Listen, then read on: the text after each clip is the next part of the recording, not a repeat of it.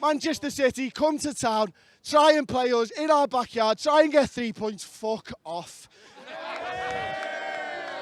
This is Anfield. What a performance by Liverpool Football Club.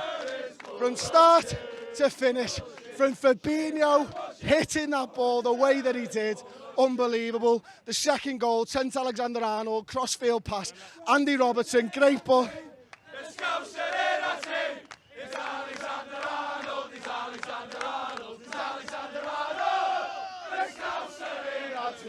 And Jurgen Klopp fuming after their goal. Pep Guardiola fuming the whole way through. I was sat with my mate James. James was on Guardiola watch for us. It was brilliant. Every time he scored, he sat down. He didn't stand up for about 5 minutes. Just class. Champions of Europe! We are the champions! Champions of Europe! We are the champions! Champions of Europe! Fucking right we are. Fucking right we are. We shall not be moved. We shall not be moved, because the team is going to lift the Premier League. We shall not be moved. Hello everyone, welcome to the Redmen TV. Liverpool just got through to the fourth round of the FA Cup by beating the Ev with a bunch of children. We had children in the side. We literally put a team of children out. They called them big tickets. Played their shites on a Sunday night, so they called them big tickets. They couldn't beat the kids. Astounding. I'll be honest, I'll level with you. I'll level with you all. I said to Chris last night, I said, I've got a sneaky feeling we might lose this one. I don't think we're going to take it too seriously. We'll rotate heavily. And then we just turned up. We were better than in every single department tonight. In terms of, energy expended, work rate, commitment, talent, skill on the ball. James Milner, who was the captain, goes off injured. And we bring on Larucci, who's never played for us. And he was outstanding there. They've got Richarlison there, they've got Cavalier. They basically put their best team out. They put their best foot forward and got spanked by the kids, which we have to be careful saying on the internet. But the point is, Liverpool were astounding tonight. Look at the senior players. Joe Gomez, right? It's meant to be Virgil van Dijk. It's all Virgil van Dijk. Anyone who plays next to Virgil van Dijk, that's why they're good. Joe Gomez might be the second best centre-half in the world, just on the slide. Nat Phillips alongside him had a couple of little moments in there, but he sounded, where's he been? He's been out on loan at Stuttgart, just come back into this game, started for the Reds and been absolutely sound. Nico Williams, Scouse kid right back, absolutely outstanding. Once again, just like he was in the Carabao Cup. The midfield, right, put a tweet out before the game saying Liverpool are starting Pedro Chirivella in a Merseyside derby, and Everton, if they lose this game, need to fold. So Farhad Moshiri, if you're watching this, just so you know, that's what you've got to do on Monday morning, is fold the football club. All the credit in the world to Pedro Chirivella. I thought he was brilliant in the middle of the park, and the only man who surpassed him in the middle, I thought, was Adam Lallana, who was just incredible. He was a yard faster, he jumped a foot higher, everything about him, he just rose to the occasion. And there's so many people out there, blitz, who think Adam Lallana's crap for some reason. He's not. He's fantastic. And you're talking about a lad who probably starts the season as our 8th choice midfielder, and he's come in and bossed the midfield there against, again, Everton's best midfield pretty much at the moment. They even brought Delph on. I thought, they bring Delph on, that might change things. No, it didn't, because our midfield's better than theirs. And can we just have a round of applause from Mr. Curtis Jones, ladies and gentlemen? What a player that lad is. I mean, he's looked up. It's Curtis. It doesn't work. Oh, right, it's fine. We'll let it off. He's looked and he's gone, that's it, and goal's only got little arms, hasn't he? And he's just gone, woo! Top arms. He's only got little arms. He couldn't touch the crossbar. He's only got little arms. Absolutely outstanding. And they pressed and they went for it. And what did they have? They had a sum total of fuck all. Adrian in goal, exception on the first half. They had the best chances, didn't they? Unfucking lucky Everton. You are genuinely, hilariously awful at football, and I feel sorry for some of the lads. Some sound lads who support the Ev. Not many, but there are, and I feel genuinely sorry for them, because they've just brought in one of the best managers in world football, and they're still shite, aren't they? Absolutely shite. Love it. They haven't won a trophy since 1995. It's 25 years since 1995. You haven't won a trophy. You haven't won a trophy. You haven't won a trophy. Since 1995, long may it continue. Drop a like on this video, head over to my channel as well and give a subscribe to all that. Thank you very much everyone, up the mighty Red! Hello, welcome to the Redmen TV, Liverpool, top of the league, Liverpool, top of the league, Liverpool, top of the league, Liverpool, top of the league, Liverpool, top of the league, Liverpool, top of the league, Liverpool, top of the league, Liverpool, top of the league. I tell you what though, we left that one a little bit late there, didn't we? You start the game. We're gonna win the football league again. We're gonna win the football league again. We're gonna win the football league again. So, I'll sleep easy tonight. Because our lead's over 20 points again. And if it goes under 20 points, I'm not sleeping well at night. So it's over 20 points. We're absolutely laughing again. Fair play to West Ham. I thought they'd give us a bit of a game today. I didn't think Liverpool were very good, if I'm perfectly honest with you. Yeah, I think that's probably fair. We weren't great, like, you know what I mean. I don't know whether we missed Jordan Henderson in the middle of the park. I felt like we missed a little bit of his drive and determination. Not really when we were going forwards, more when when we were coming back and they were breaking on us and stuff. Some standout performers. I thought Joe Gomez was brilliant today. I thought he was absolutely superb once again. But again, the big thing that you talk about with this Liverpool side is the character that they show each and every time they're down in games. They don't know when they're beaten. And to be honest with you, I thought, where I was in the crowd, it was pretty shit there tonight until we went behind. And then as soon as we went behind, it like woke us all up. It got us out the cold, got us out the fucking wind, and we started singing. And that's when Liverpool started to perform even better. We needed them tonight, and then when we arrived, they arrived as well, and we go on and we get the victory, which is absolutely massive. We're gonna win the league.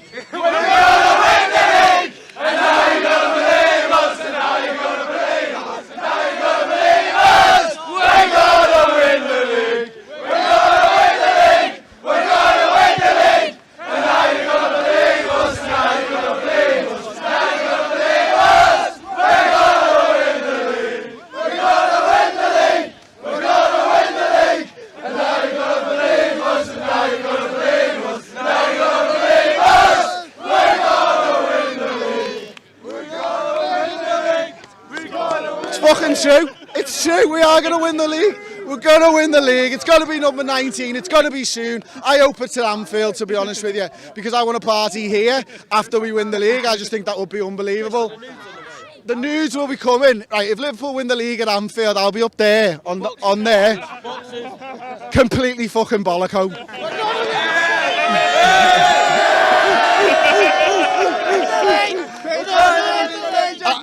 And I really hope it's a warm day.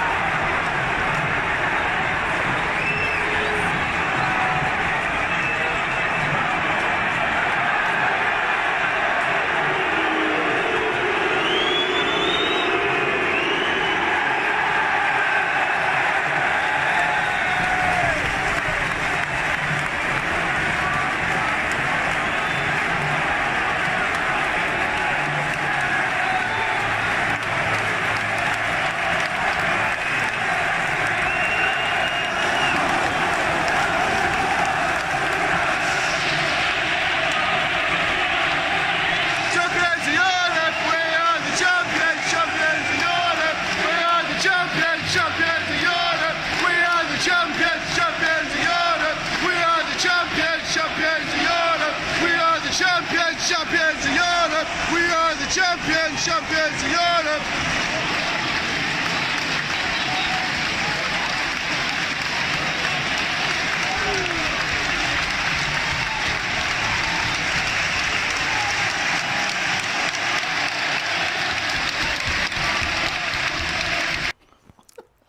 Hello everyone, welcome to the Redmen TV. It's Fanzone commentary live, coming to you from Redmen TV studios here in Liverpool. The champions of England are lining up against the former champions of England at the Etihad Stadium. We're going to be here all the way to kick-off and all the way through the game, half-time, and all bells and whistles attached. You're going to be able to interact with us using the comments section on YouTube. You can tweet to us at the Redmen TV, and if you want a song playing throughout it, for example, we actually haven't got a champions one, but it could be We Shall Not Be Moved, for example. Leave them in the comment section and we'll play you through. We'll keep the atmosphere rocking, because God knows, even if there were fans in the Etihad, there would be fuck all atmosphere, unless of course they spent all that money on having some baby blue toilet roll flashed around the place, much like they did in the Champions League a couple of years ago.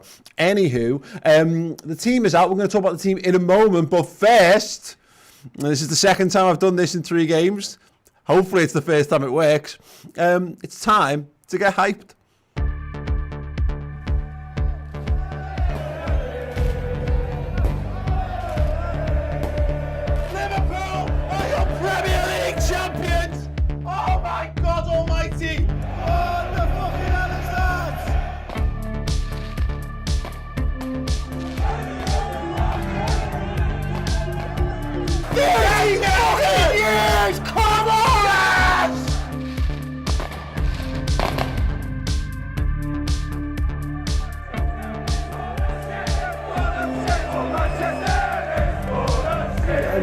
Jurgen Klopp, please. Celebrate it, drink it in, have yourselves the biggest party you've ever had in your lives, because you deserve it.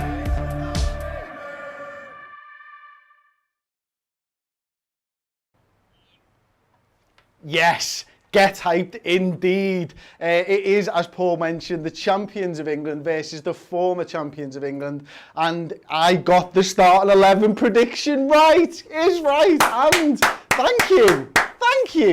Thank you, everybody. So, as we know by now, Alisson Becker is going to be in goal. And to be honest, I don't really need to go through this. We could probably have just inserted the starting 11 video at this point and saved me 5 minutes of being stood up in front of the board.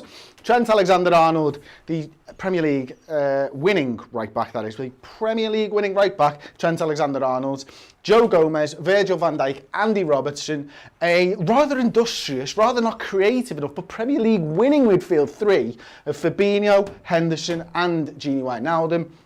And then it's the front 3, it's Mo Salah, it's Sadio Mane and Roberto Firmino. We know how this side's going to play, so I don't want to dwell too much on it. I thought that Klopp would go with this side, maybe because it was the side that he put out against Crystal Palace, but also the fact that these are sort of battle-hardened against Manchester City, and this type of a midfield is battle-hardened against Manchester City.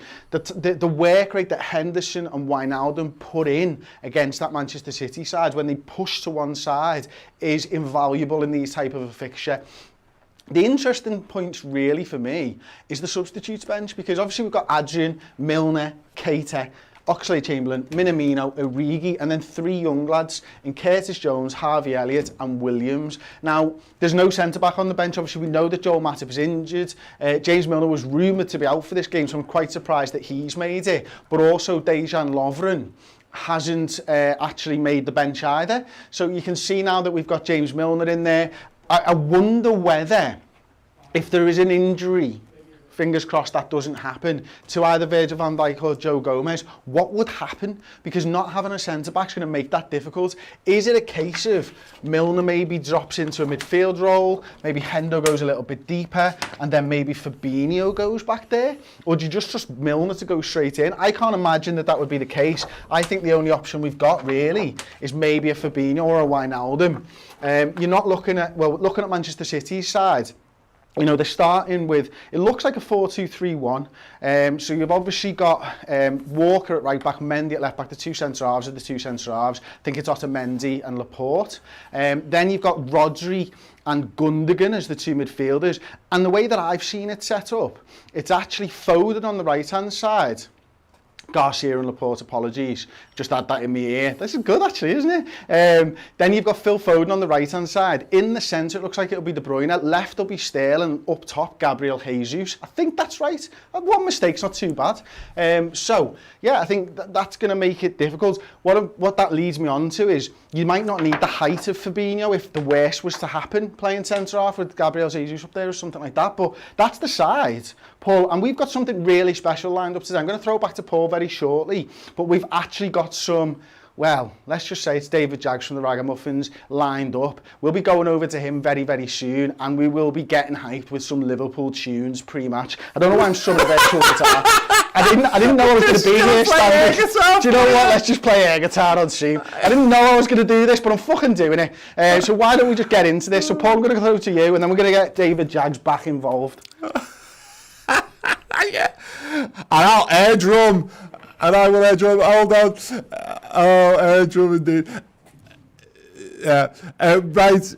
We're going to hand over to Dave in a minute. But yeah, Chris joins me back here. You look a little bit out of puff there, mate. Is it the distance you've covered or the intense air guitar? And just to be honest, mate, I didn't know I was going to be doing air guitar to 1,000 people at the start of this stream. But I have. And so you don't get that on the kickoff, do you? Can someone gift that for me and tweet it at the Redmen TV and at the Paul Machin, please? That'll be splendid. Twat. And if I could, can I mute that straight away? Yeah, sure. I'm just going to have to mute that straight away because I know when Paul asks for things, Paul normally gets them. Yeah. But yeah, David Jaggs, he's got something very, very, very, very, very special lined up for us. And we're going to start things off with the Bobby Firmino song. So David, I'm going to throw it over to you and hope that this works seamlessly. How you doing? Is that coming through? Do it! Yeah, man, do it! Yes! Get in! Cool. Seamless. Seamless, absolutely seamless, boys. That's what we do, we're pros.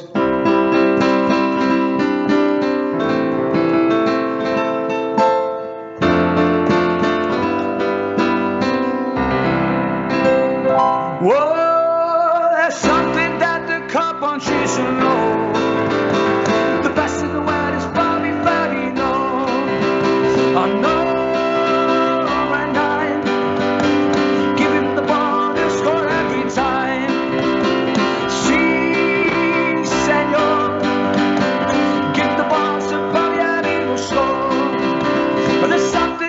Cup wants you to know. The best in the world is Bobby Firmino. I know that line. Give him the ball, he'll score every time. Si, senor. Give the ball to Bobby and he will score. There's something that the cup wants you to know. The best in the world is Bobby Firmino.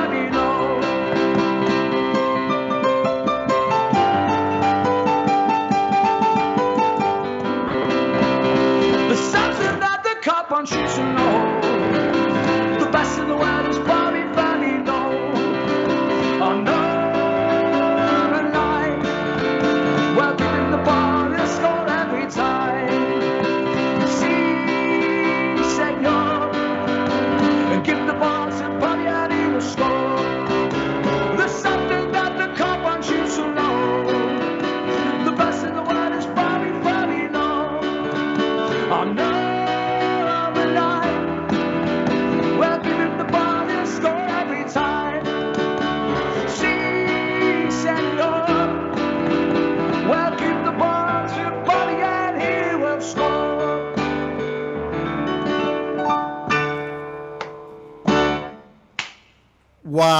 Wow, that is absolutely fantastic from David Jaggs of the Ragamuffins. They've got a band camp. David Jaggs, that was absolutely sensational, mate. Are you pumped for the City game? You sounded pumped.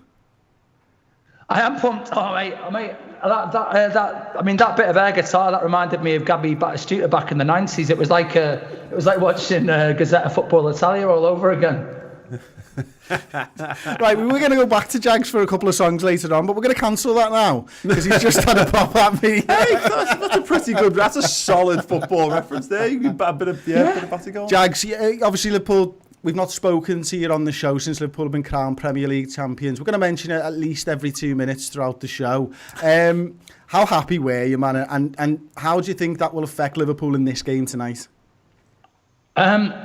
Well, ecstatic. I mean, it's one of those kind of phoning up all your mates, like people that you've not spoken to, that kind of moment of waiting for 30 years for something. And then it just happening, I don't think at the start of the day, it was like, well, you never know, this might happen.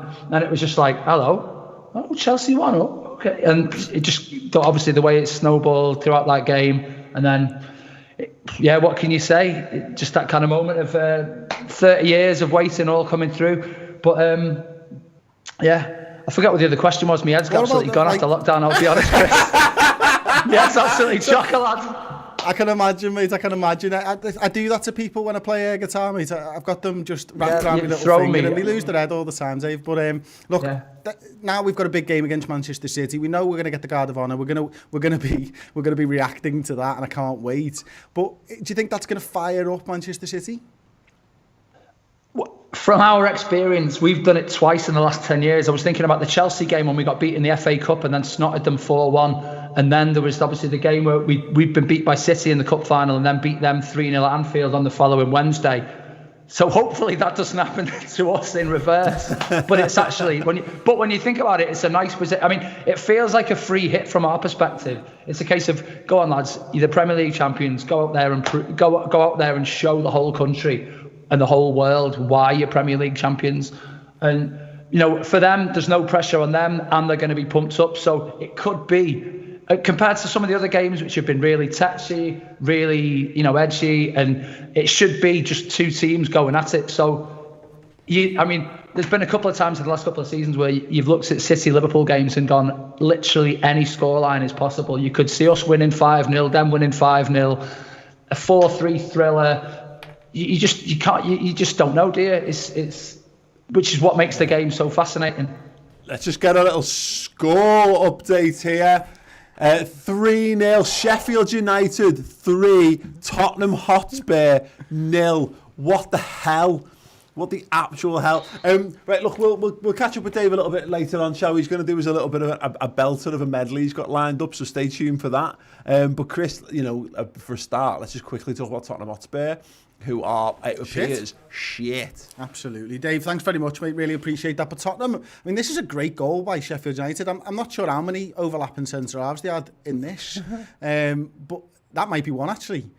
That actually might be a centre-half, and that's a great finish. Yeah. Unbelievable. Yeah, unbelievable. Listen, let us know in the comment section what you thought of that.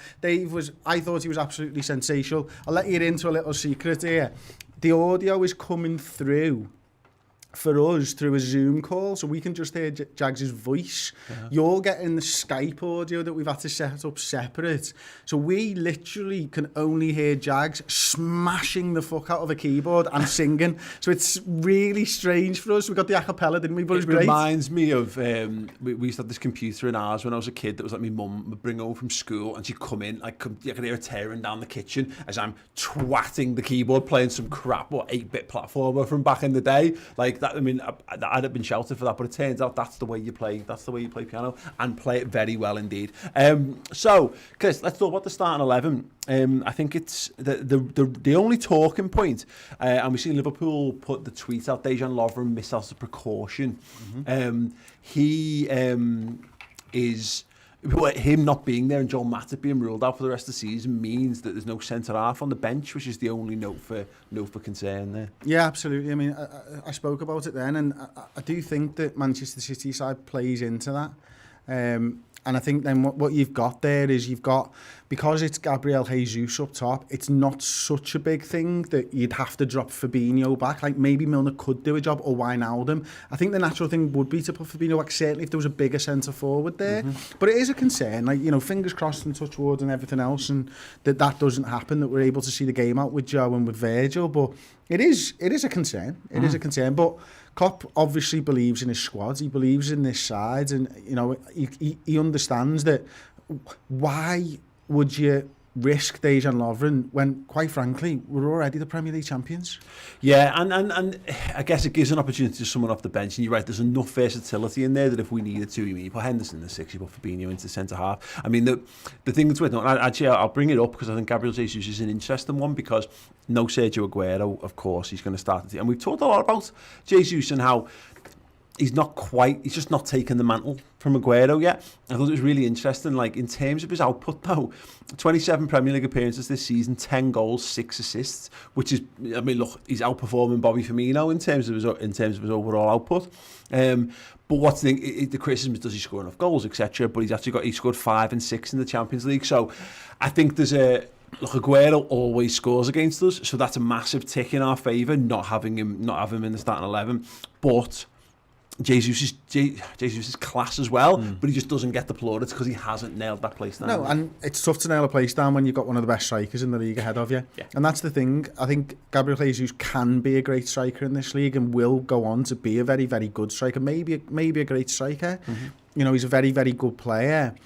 And I think the future of Manchester City probably is him, but he needs to go out there. I think this season was actually a bit of a turning point for him. Yeah. Be interesting, actually, if you wouldn't mind pulling up the stats from maybe last season and comparing them side by side, because did you say 10 and 27 there? Yeah, so 10 goals in 27 Premier League games so far this season. And what would last season's have been? Because I feel like he's close to 1 in 3 this season in the Prem. Yeah, so he's seven goals and 3 assists in 29. So he's played 2 less games, and scored three more goals and got 3 more assists.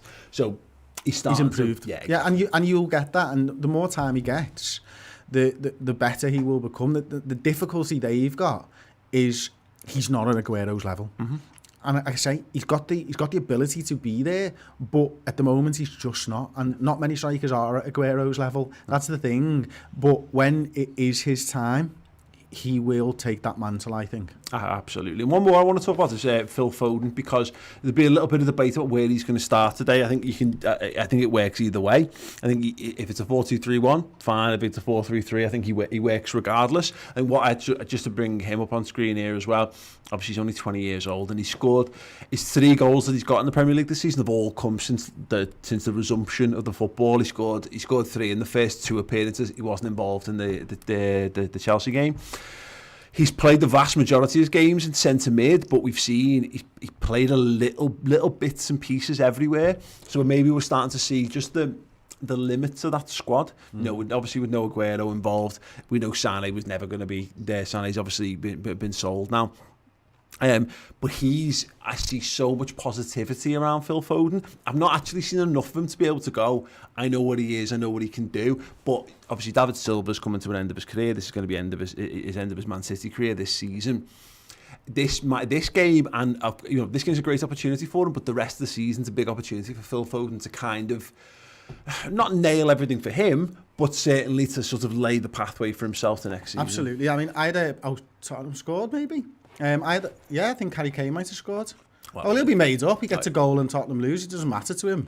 He's got his goal. That's all that matters to Harry, isn't it? But on to Phil, like I think he's a really good player. He's a classy player. He's one of those lads where I just go player when I see him. The way he moves with the ball, and it's funny. He carries himself like Wilshere for me. Yeah. Like the way he moves with the ball at his feet, like and the way he sort of skulks when he runs, a bit like Ings, but in a different way. And I always thought there was too much hype around him. Guardiola puts too much on him. I remember laughing on early in the season about, if he's world class, and that's what Guardiola's come out and said, he's fucking amazing. Then why has he only played 400 minutes in the Prem before this season or something? You know what I mean? I think he does go on to have a great career, and I truly believe he will do. I think there's enough there for me that says that. And again, this is the problem when Liverpool and Manchester City are pushing each other so hard, it makes it so difficult for you to blood somebody. Because when you're trying to get 100 points every season to just beat your nearest rival, when can you blood Phil Foden in? Now, the only time is at 4-0, 5. He doesn't learn anything in those types of games. Yeah, he learns a bit about how he plays with different players, but you don't see him when the chips are down. You don't get to know the measure of the man until it starts 0-0 in a big game. That's what Guardiola's got to do this season with him, and what he will do. And I think Foden does come in as quite a natural replacement for some of the players that are going out, to be honest, and I think he'll be brilliant. But he needs to show it. And look, we know he's a Man City fan through and through. They probably need that, their fan base as well. Something to just tie the past and the future together nicely. No, 100%. I agree with that. Big question. I want to know people watching at home's thoughts on this as well. What are Man City playing for? Because, and I was going to do Champions League. Yeah, well, are they them? Yeah, that's why they've got Aguero to go for surgery. No, I mean, as in for the rest of this season. Yeah, they're getting themselves in the right frame of mind, fitness-wise. Just to play this season's champion, just for this season's Champions League. Yeah, I was thinking about this. I was thinking, it's all about fitness. It's just about keeping the wheels spinning, but you've got to keep that level high because you can't drop off. Because what have we said over the years about Bayern Munich? It's these games that don't matter that harm them in the Champions League and their league season. Man City, he needs to keep them motivated, and he'll be able to talk about Bayern Munich from his own experience of it, and he'll be able to go, look, I was over there. We had great players, but we didn't do enough in those league games. So that's what they've got to do. And funny, I was talking to the lads yesterday, Paul. I was saying I think Bayern are going to win this, but what actually might hurt them winning the Champions League this season is the fact that they came back and they've played more games. There's a big break now for them. Like, that's tough to. It's worked against them. At first, I was thinking, this is going to be great. They're going to have more fitness. They're going to be back into the swing of things. With the Champions League being moved so far away, I think that really hurts them. But yeah, look, I've got a question for you. This is Liverpool's first competitive match in July since 2010. Who did we play in July 2010? Total Network Solutions. Incorrect. 2010. Come on, that was after 2005. 2010. Competitive game of football. July 2010. Holy hell. We were going, and we watched it on the dodgiest of dodgy channels. Was it Premier Sports or something like that? We paid off your dad's card. Robert Nicky. Correct answer. Yes. Oh my God. Wow. There you go. Nailed 10 years ago, that was probably one of the first games we'd done as Redmen TV. Yeah, Robert shit. Nicky. I remember. Yeah. Oh my God. Of the absolute state of that. Funny that. And we were doing, so people don't know, we did the Mate and Page podcast, which was me and Chris's other, not necessarily Liverpool related, although it ended up heavily Liverpool related today podcast. And we were talking about, like, 10 years ago, Liverpool had Roy Hodgson as their manager. They appointed Roy Hodgson, and now we are the best team in the world. Last time we played a game in July, we beat Robert Nicky 2-0. Now we're playing as Premier League champions against Manchester City and about to receive a Guard of Honour. I just want to do a quick shout out as well to Des, whose birthday it is today. Jag Singh. Oh, hello, mate. You okay? Des, happy birthday, mate. Thank you very much. We'll get into some of the comments and stuff shortly, but just quickly, I just want to highlight Dwight Lewis, who's joined as a first team member. You can join our YouTube memberships now to get access to custom notes. Paddy W as well, and there's someone else who I will find and give you a shout out. But you all deserve you deserve a little shout for joining us.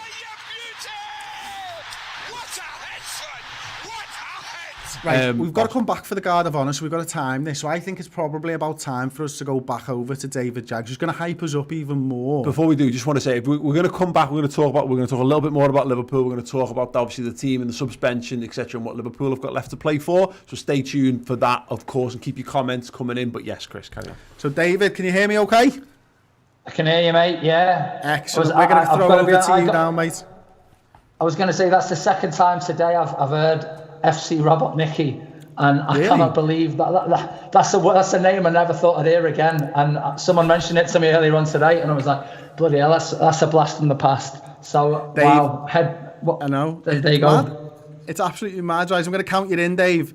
In 3, 2, 1. He didn't look ready there.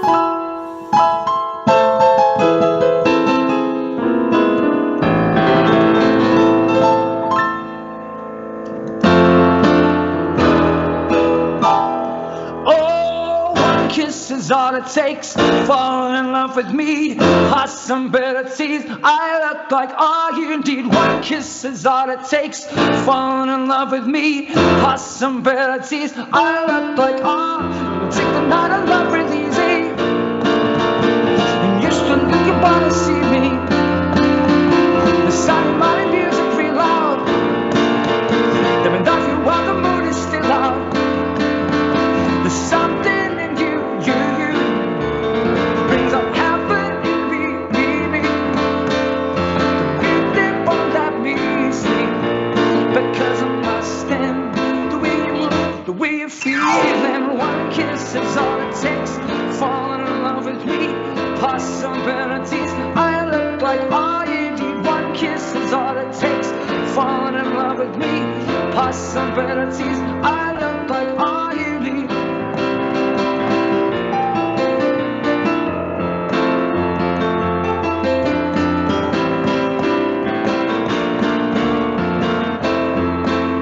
And I look like all you need. Oh, and I look like all you need. And I look like all you need.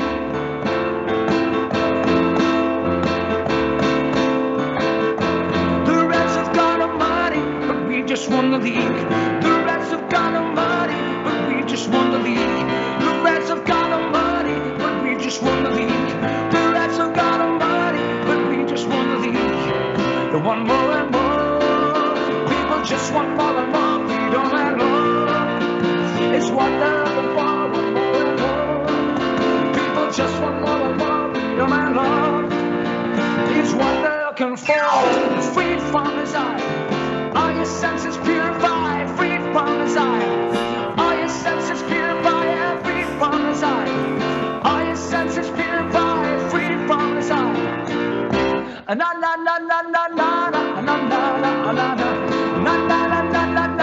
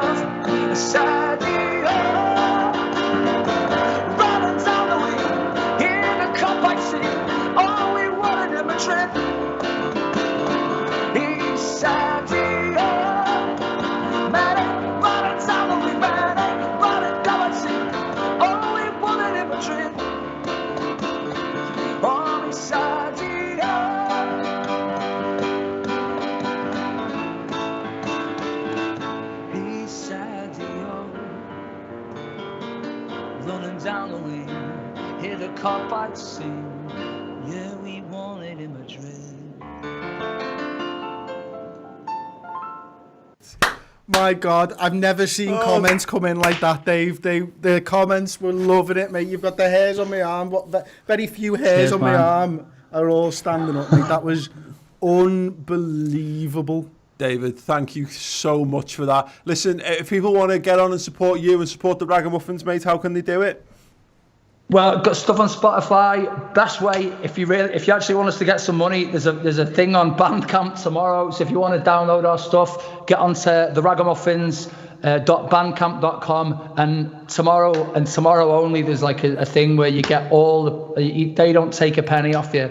So there's that. But if you want to just stream our stuff, obviously all the Liverpool stuff we do, It all goes to the food banks. If anyone wants that, we did a version of You'll Never Walk Alone earlier on in lockdown. If anyone wants that, get in touch on our socials.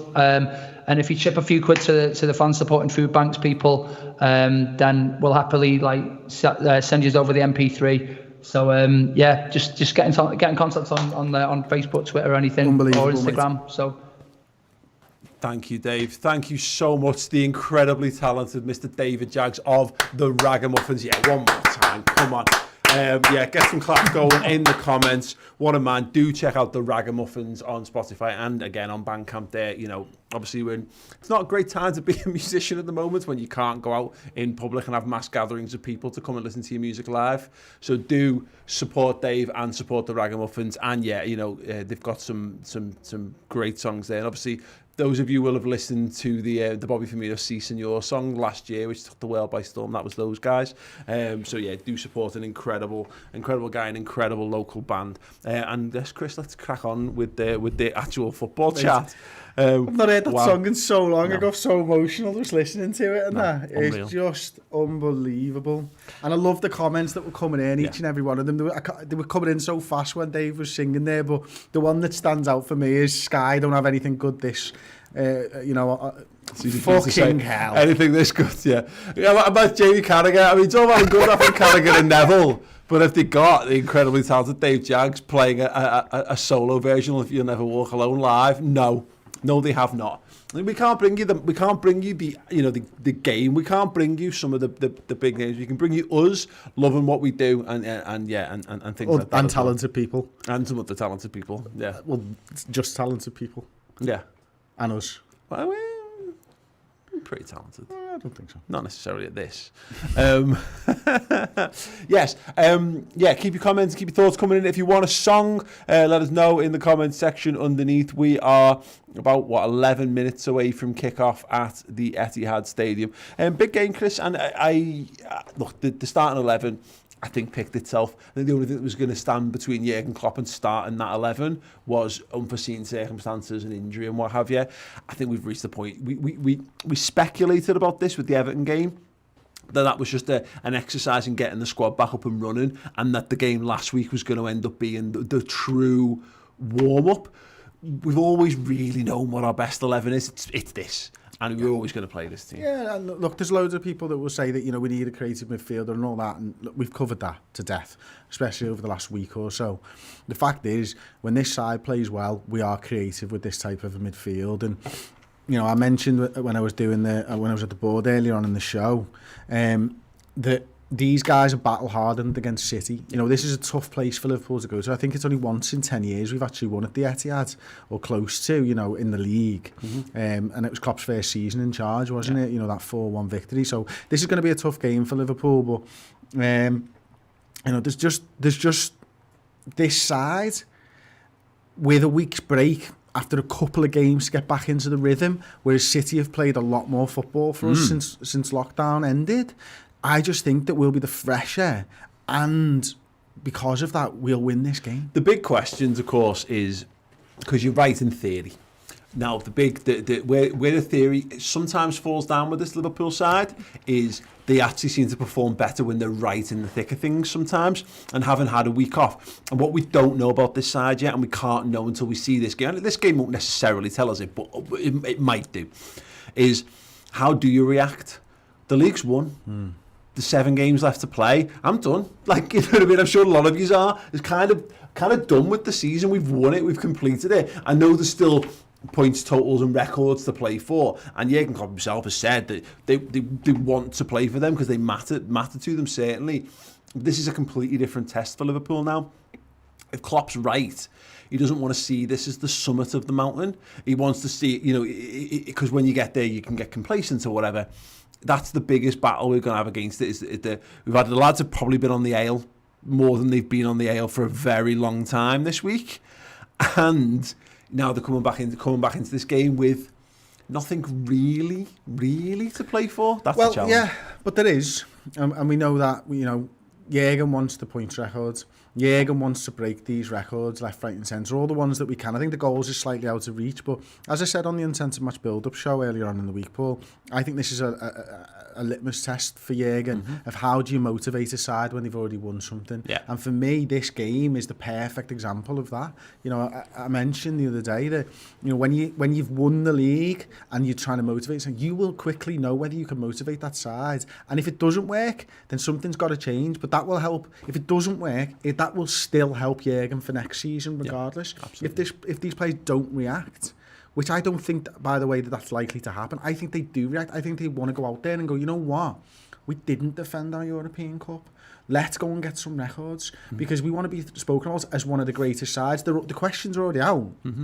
If they're a great side, City did the treble last season. They're a great side and they're better. Why haven't they done a treble? Why haven't they done a double this season? You know, and you know, the questions are stupid because we've won loads of trophies this season, but people are still there. You know, we haven't won the Capital One Cup, we haven't won the FA Cup, we're out of the Champions League. So how do you prove you're a great side? By getting the highest points total the league has ever fucking seen. Yeah, I agree. And I, by the way, I 100% agree, and that's clearly the aim. But there's, you know, Jürgen can want it all he wants. We know he wants it because that's Jürgen Klopp through and through. And I say, we all, if we were all betting people, you'd bet on Liverpool doing it. You bet on this side being capable of doing it. But that remains the only limited unknown at the moment because you can't know how you're going to react until you're in the situation. Does this look like a side to you that wants more?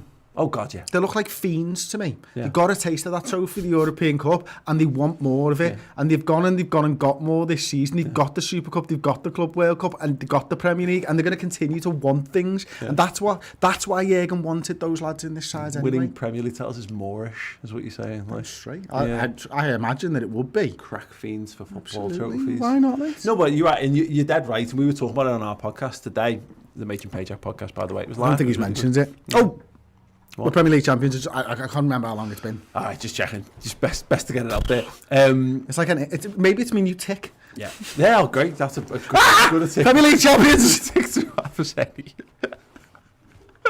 But yeah, it's on this side now. They need to decide whether they want to be. Because look, 2 Champions League finals, winning 1 and winning the domestic league title and winning the bits and pieces that you get for winning those things along the way as well. So like win the Community Shield in September whenever it comes back for this season because we've actually properly qualified for it this time, not like last season where we just got, they went, who makes this a more interesting game? Should we give it to Liverpool? Yeah, go on, we'll give it to Liverpool. That'll go down as a great spell. That'll be a great side. That'll be remembered as one of the really, really good sides of the Premier League era. But this is the thing, isn't it? Oh, the ball is lining up. They're lining up, baby. Start to line up. But this is the thing, you know, we talked about, like, from The Last Dance, the Chicago Bulls team. I really hope Jordan little legs his way through there. Could you fucking imagine, people? Hey! That'd be fucking amazing. I love the fact that they've got a proper spaced out one as well. Like, even get a close up on Raheem. Get a close up on Raheem, please. Camera one. Yeah, can we just have Raheem Sterling's face when Joe Gomez walks past him, please? Oh, they got Pep. No, Sterling. We want Sterling, mate. Yeah. Sterling. Yeah. Sterling. No, Sterling. What's interesting, Chris? We talk about this team. I had a quick look back to the game at Anfield this season. The only difference in our starting 11 was that Lovren started at centre half, and of course, bearing in mind, like Joe Gomez we forget now, but Joe Gomez was in and out at the start of the season. Really struggled for form in the early part. Matip obviously looked the better at the start of the season. I think it must have been when he was injured at that point, but. That's, you know, again, it shows you Fabinho, Henderson, Wijnaldum, the midfield 3 against Man City, and it's Fabinho that makes the big difference. Here come the champions. Here come the champions. There is the Premier League winning captain Jordan Henderson. There is the Premier League winning goalkeeper Alisson Becker, and a load of Premier League winning subs walking past now. Curtis Jones, he's going to have a Premier League winners medal soon. Williams, he's going to have one. Harvey Elliott. Does anyone is he old enough to have a medal? Can anyone? We'll give him one anyway. Shush. Can anyone in the comments tell us? Actually, I've heard someone saying that Harvey Elliott needs 3 more appearances for the winners' medal. Is there anyone else like that in the comments? Guaranteed. So the club then have to ask basically for the others. Okay. So the club will ask surely. Mm-hmm. But I think we will get onto that. Oh, there's Minamino. He's a Premier League winner. Oh, here he comes! Here he comes! Here they come, everyone. Little legs. Can we just have a little bit? In fact, you know what? Then it's not going to be properly soundtracked.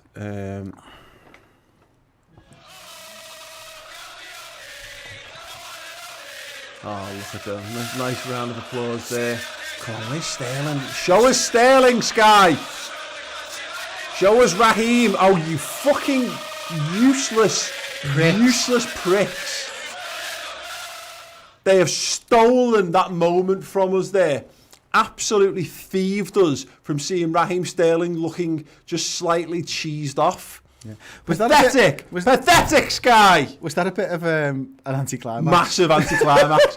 Oh, man, that was better because at least we had a song over the top. Jesus Christ. Apart from that's like, you've ever seen those things where they take the soundtrack out and they just put the sound effects in. So it's like Star Wars, the medal ceremony, and the Dancer in the Street with the Rolling Stones. Yeah. That's what that would have sounded like in real life. Really, really, really crap. But there you go. Yeah, Man City have got it then as a front three. Or Sky Sports, I should say, have got it front three. Phil Foden, Gabriel Jesus and Raheem Sterling, with the midfield three of Rodri, anchoring De Bruyne and Gundogan. Gundogan. Is he Honda-handed? Honda-handed tactics. Alisson Becker, of course, started a goal for the mighty Reds. A back four of Trent Alexander-Arnold, Joe Gomez, Virgil van Dijk and Andrew Robertson. And what a back four it is. Moving on then, the midfield three, Jordan Hendo. Oh, he's ready for business, is he? Fabinho looking a little bit lost. But yeah, Mohamed Salah, Roberto Firmino and Sadio Mane. I've run out of superlatives for it, Chris. I mean, again, talking about this team, this game, we're saying neither team has really got anything to play for, unless Man City are concerned that their top four place might be a little bit shakier than it was. You know what I mean? Just saying if you lose another game. But you're right, this is going to be a test of the mentality of these two sides. And we said this watching the Chelsea-Man City game last week. You can tell in how they approach that, and particularly the way Fernandinho went about things, is they were desperate to have this be a competitive game. Yes. Because it means, even if it's just for pride, these are the two best sides. I think pound for pound, I think the two best sides in Europe. I think without a doubt the two best sides in England, and probably judging by what they've done, the numbers they've put down in the last couple of seasons, you could argue these are the two best Premier League sides of all time. There's going to be a degree of incredible professionalism, which means that I reckon this will be one hell of a game. And hopefully the only thing that's going to stop it being that is if one team gets out of sight with a small window of time left to go. Yeah, I just see this. These are the best games in the Premier League. Now, it's very close to kick-off, and just to let you know, by the way, the match clock will be in sync. So if you want to sync up with us for commentary, sync to the match clock. It's down to Tom. He's going to sort that out. But we will give you a quick sync as well as soon as the game kicks off. But the match clock will be in sync with us. So sync up with us, take our commentary, mute Sky, do whatever you want to do. Yeah, let's get a little song as we're coming up to kick off. We are 13 seconds away from kick off, and let's remind you.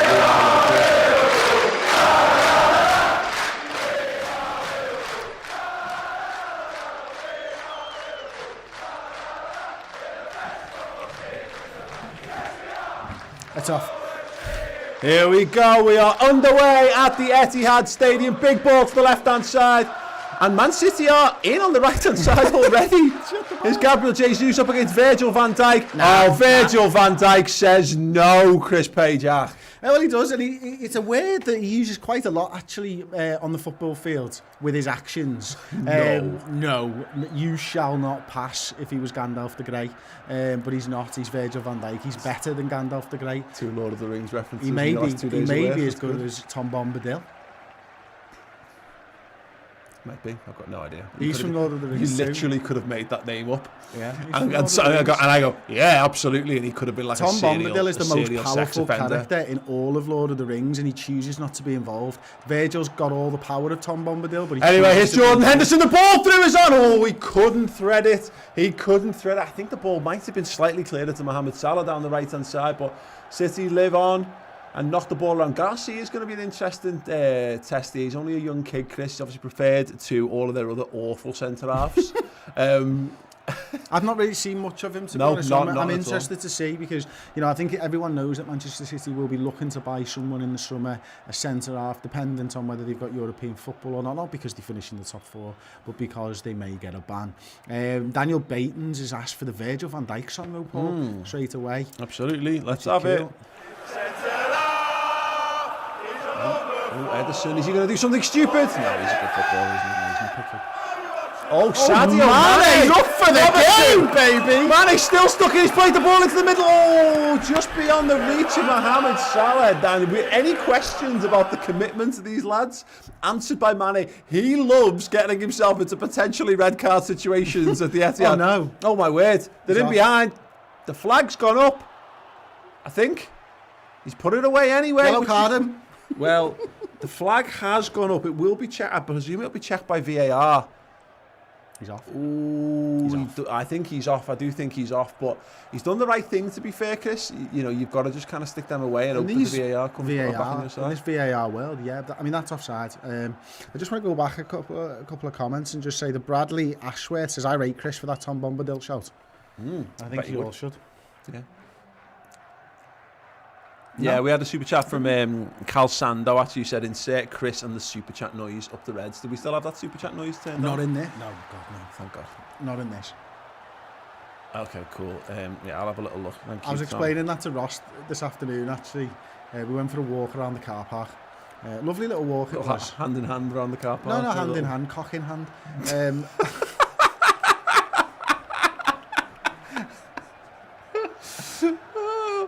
Yeah, live music and an inappropriate comment from Chris Pajak. Welcome to the Redmen TV Fanzone commentary. Up your bums, guy. Oh, Mohamed Salah's got the boys out of goal! Good save, Firmino! Oh! Henderson manages to recover, and Salah goes for a tweak of the nipple, and he tries to settle down. Oh my God! Oh, what a ball over the top! Salah reacted first. Gets his shot off early, good save, and look at that, Firmino picking the pockets of Ben Mendy there at left back. He's got big pockets, so it's quite easy. I'm in one way really happy and also really sad that didn't go in, because when that gets clipped up, we're talking about cock in hand before the fucking goal. Could you imagine? Yeah. Ross was also in the comments. He's just said cock not in hand. Not yours. Yeah, there you go. Good start from the Reds. I mean, this is going to be the thing about Manchester City. Oh, he might be through again. Oh, Mohamed Salah really putting, is that Laporte under pressure there? Ben Mendy played across to the middle there, and straight ball through the centre. Wow, this is Alisson a direct Becker game of football, isn't it? I mean, lets it run, and oh my God, that's fine. That's absolutely fine. Left-footed, smacks it at the chest, sternum area of Andy Robertson, and we've come out with it. That's fine. We've not seen much tick-attack of football so far. Both teams playing a ridiculously high line, and every chance has come from that. Now, I just wonder, obviously we don't have the commentary on for this, so it's difficult sometimes to pick up, especially when you're not looking at the screen, exactly what happens. I wonder whether Salah was the one who got in behind. Was it Garcia? Because I wonder if that's just something that we're going to try with him. Be interesting to see. Garcia, I'm right in saying, is the one who he got his clock cleaned by Ederson, didn't he, in the Arsenal game, which is why he was out for a little bit after that. I wonder how he reacts to that. Gini Wijnaldum pressing really, really high up the pitch. Right, we need another song. Let's have Gini Wijnaldum. Why not?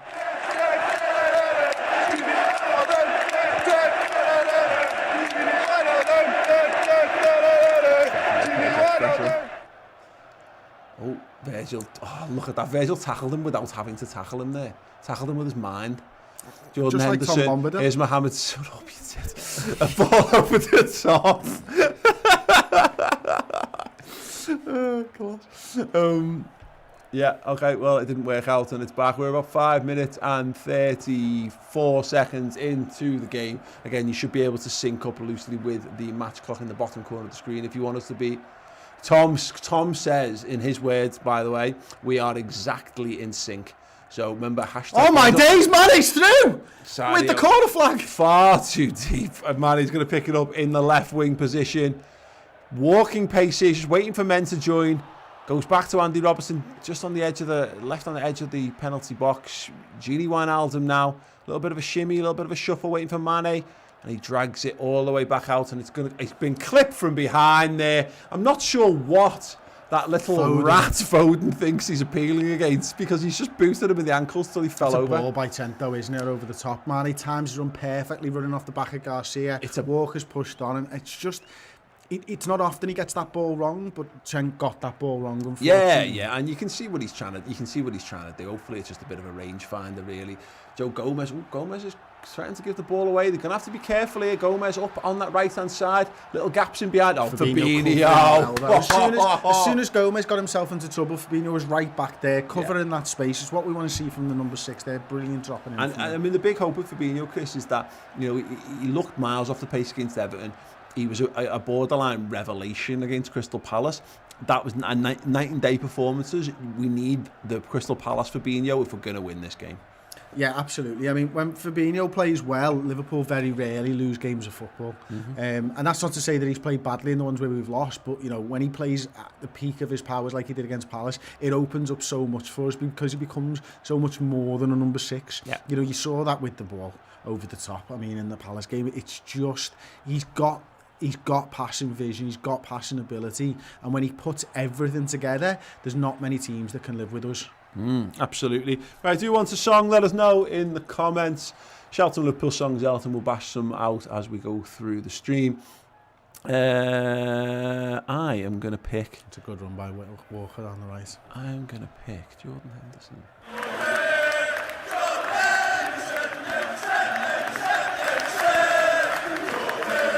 Garcia again, playing it out into the middle. Amric reported they talk a lot about his range of passing and how important that is to how they play, which I've timed perfectly there. Absolutely perfect. That, please, Mr. Matey. That is exactly that is what the commentators' care should be all about, really. And we see it on screen. They're just going back to the offside decision for Gabriel Jesus, and I think we can see pretty unequivocally that he is. Chris Pajak called it. Doesn't need commentary. Doesn't need VAR. Just needs to use his eyes to see the That's what these glasses are for. Absolutely. I've not only got a special tint so that the sun doesn't hurt them, but I've also got a special thing that makes me be able to see VAR better than VAR. So there's a great comment here from Jonathan Cook. It's a low-hanging fruit, as they say, but he says, I'm here tonight. Oh yeah, Mane's in. Record attendance. Sadio Mane. It's gone behind. Bobby's trying to find a run. Oh, look, it's broken down. That ball's on. That ball's on. They're playing a high line. I've just clapped the television. Telly clapping wanker. We'll do it. It's fine. Everyone claps the telly. If you don't clap the telly, you've got no soul. It doesn't have an impact. You're doing it for yourself. Doing it to make yourself feel good. I've enjoyed watching you shout at American football streams. That's on your own in a fucking fucking room. Oh, Trent couldn't control it. It's a throw in there in the left back position for Manchester City, which Ben Mendy will take short to Gundogan and back to him. A little bit of pressure here for Manchester City. Jordan Henderson closing down quickly. Sorry, is there Scousers setting off fireworks outside the Etihad? Kevin De Bruyne striding forward. He's got space on the overlap. It's Phil Foden. Great tackle. Back to De Bruyne. Well done, Robbo. Oh, Gini Wijnaldum back to the goalkeeper. He took a little bit too much. Too much time for my liking there. Well, Fabinho, lad. Show him who's fucking boss. Yeah, Fabinho's won it. The referee's played on. All over the top. Sadio Mane. He's a little bit wide again. He's got a lot of work to do. 2 men between him and the goal. Firmino's made the run. He's overrun. Mane's got it. He's got the overlap on the right-hand side. Trent Alexander-Arnold deep. Ball into the middle. Oh, Mane's got up and headed it down and wide and out for a goal kick. Oh, Kev De Bruyne. Kev the Red looks like he's struggling a touch there, Chris. Fabinho got the ball a He little does. bit, Does go, he and 100% then gets the ball. you know, he gets the ball first, and I think we all know that that's the rule. It's a great touchdown by him, isn't it? It looks a foul from that behind angle. It was actually. Andy Robertson there, wasn't it? I mean, that tackle against, I think it was Phil Foden at the time. Absolutely brilliant. He stood his ground and he said, "You shall not pass." Yeah, absolutely, 100% agree. Right. Something that the cop wants you to know.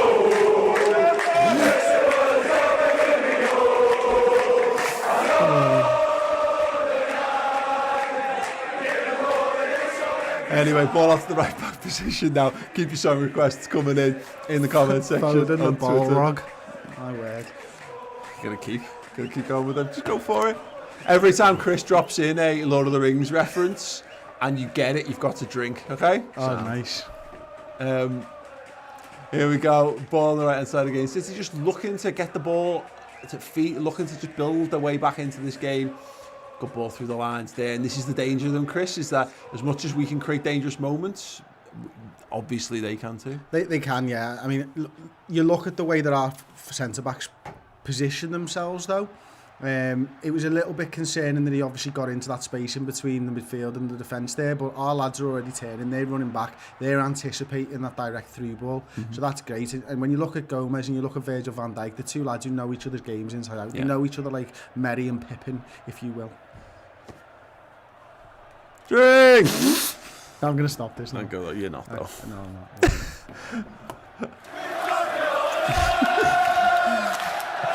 Mane, man, he's just looking... Big booming ball over the top again. We're just looking to stick it right up Man City. Andy Robertson's got it. He's going to go back to Gini Wijnaldum. He's going to look inside for Fabinho. No, he's gone back to Virgil van Dijk instead. Over now to Joe Gomez.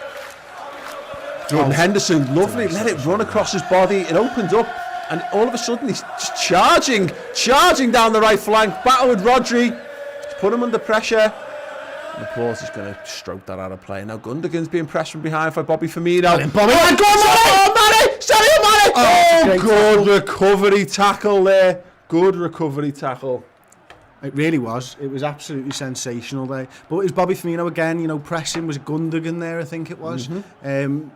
Yeah, I mean, this is just the best game in Premier League football. Gini Wijnaldum. I tell you what, they've done well there. I mean, everything about this game is on an absolute knife edge. All it's going to take is one little slip, one little moment, and either team could be in on goal. Well, look at this. De Bruyne has just ghosted past Trent Alexander-Arnold. Fabinho doing what Fabinho does once again. Unbelievable. Now, if Mane could just get that out of his quiver a little bit faster, like Legolas, maybe we would have had something a little bit earlier on. It's fine, keep him coming. David Coleman saying, keep him coming, Chris. Well, flashed across the box. I wasn't looking, but I'm sure it was nothing. Right. Just a little reminder to everyone. Thank you so much to the people who've joined us so far in terms of the YouTube memberships. If you want access to all of our custom votes, all of which I will throw into the comment section for you. That was never in danger, was it? Probably for the best. I wasn't watching that because my heart might have skipped a slight beat. But anyway. Top Music has asked why we're not showing the match. It's because we don't have the rights to it. Because we're not Sky Sports. Yeah. Anyway, we've put the new emotes in the comments for you there. You can have a little look and see them. If you want to have a look yourself, click the little face at the bottom of the comments section. It'll be locked for you. But if you want to join as a Tier 1 member, you get access to all the emotes. Tier 2 and Tier 3 also get the final word show. So tomorrow we're going to be recording a 60-minute show looking back in depth and detail on this game. The final word show comes out normally on the redmentv.com on our subscription service. It's now available also to YouTube members for an additional, for additional tier members. So yes, get involved and feel free to have a good go at all those incredible emotes that Chris has slaved over by basically largely taking them off our incredible merchandise for the season. What I do.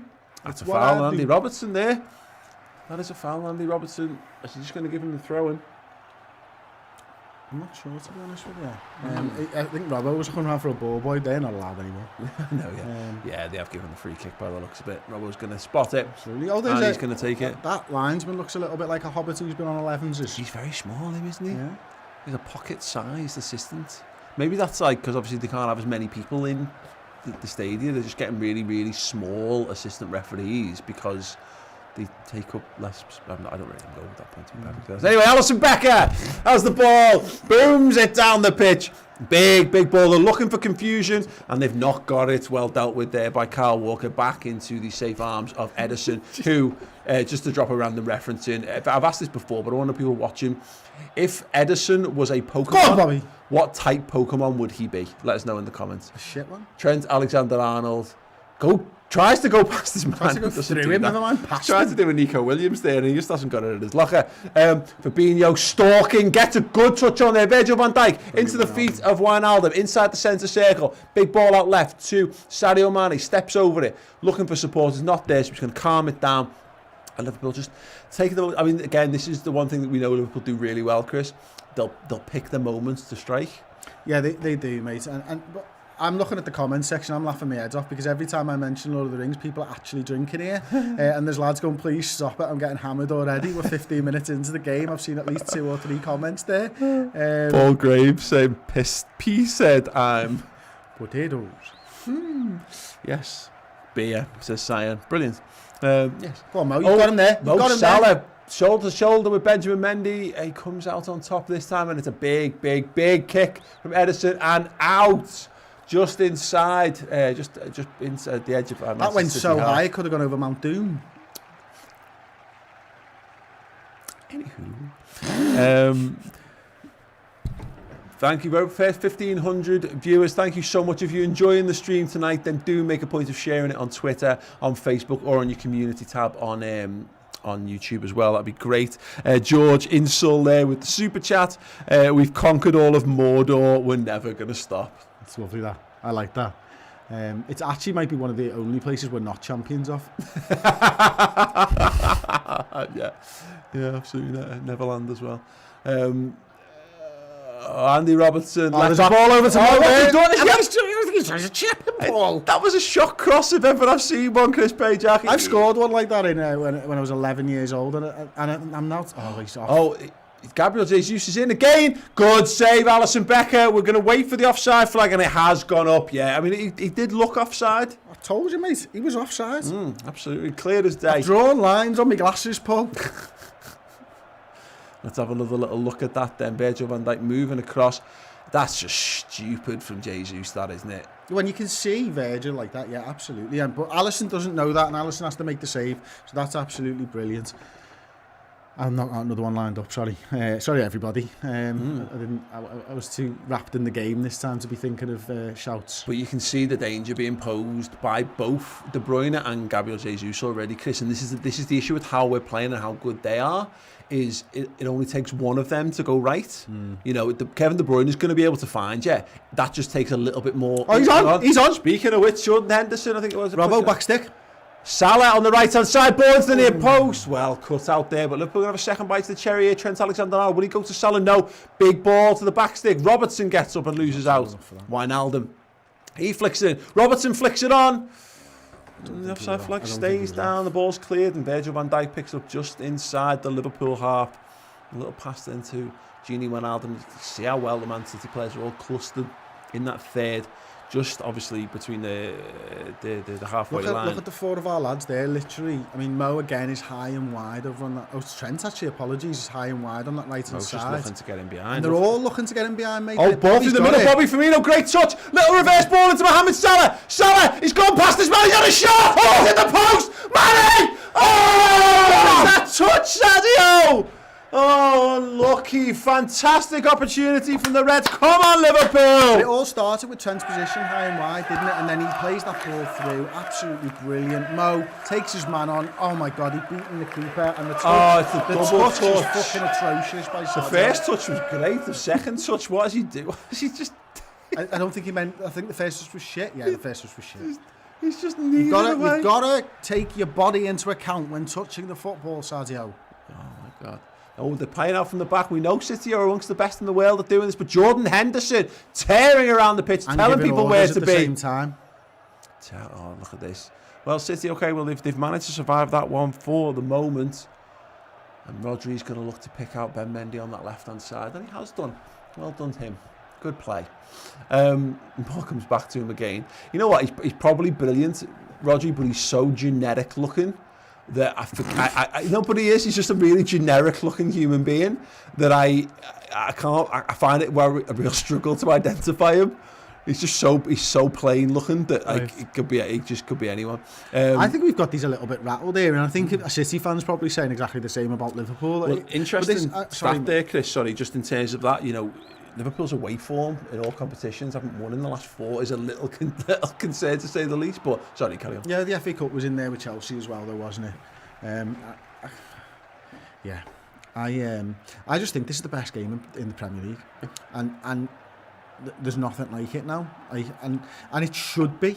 The top 2 sides going against each other should be the best game in Premier League, but it's the style in which they play. There's no one gives an inch. They're not sitting in. They're not trying to park the bus in any way. They're just 2 sides that are going out there and going, we're going to outscore you. It's basketball. Yeah, this is a game of basketball. You're right, end-to-end stuff, playing high lines, fast plays. I think that we've got a slight advantage of.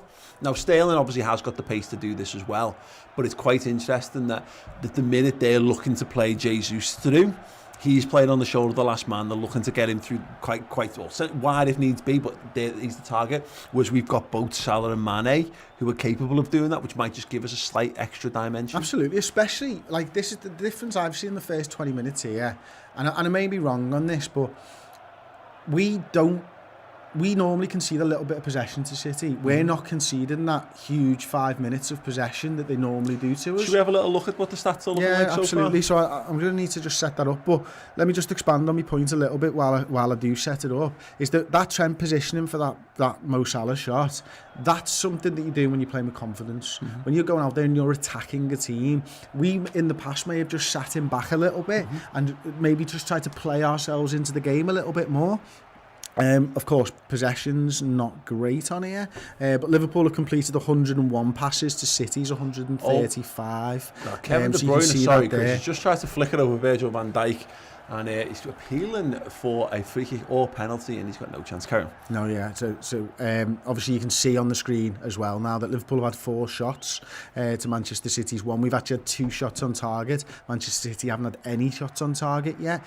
For all the passes that they've had so far, though, 135, as I say, they've only had 11 in their attacking third or our defensive third, whereas we've had a fifth almost of our passes have been in the attacking third, so we've had 101 completed ball passes into the box here and completed 20 of them in the attacking third, which is fantastic. Yeah, ball over the top. Man City plays on. a swarm in here.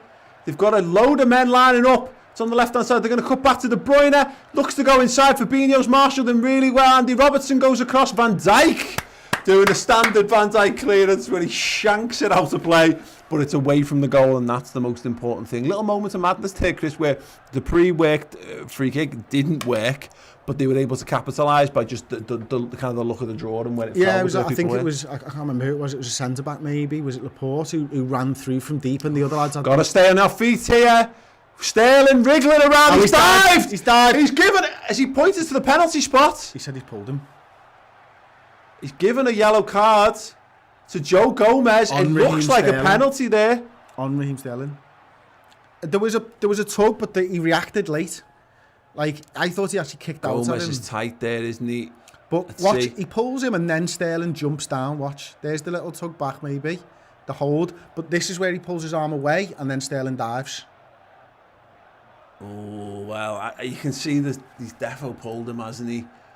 Sterling's got his arm around him. Sterling's absolutely played for it, but again, I'm not sure I would be complain too heavily if it was a Liverpool player who picked that up. No. Presumably, it's all been checked. It's going to be Kevin De Bruyne to take the penalty. I fancy Alisson. He's fit, mate. Why wouldn't you?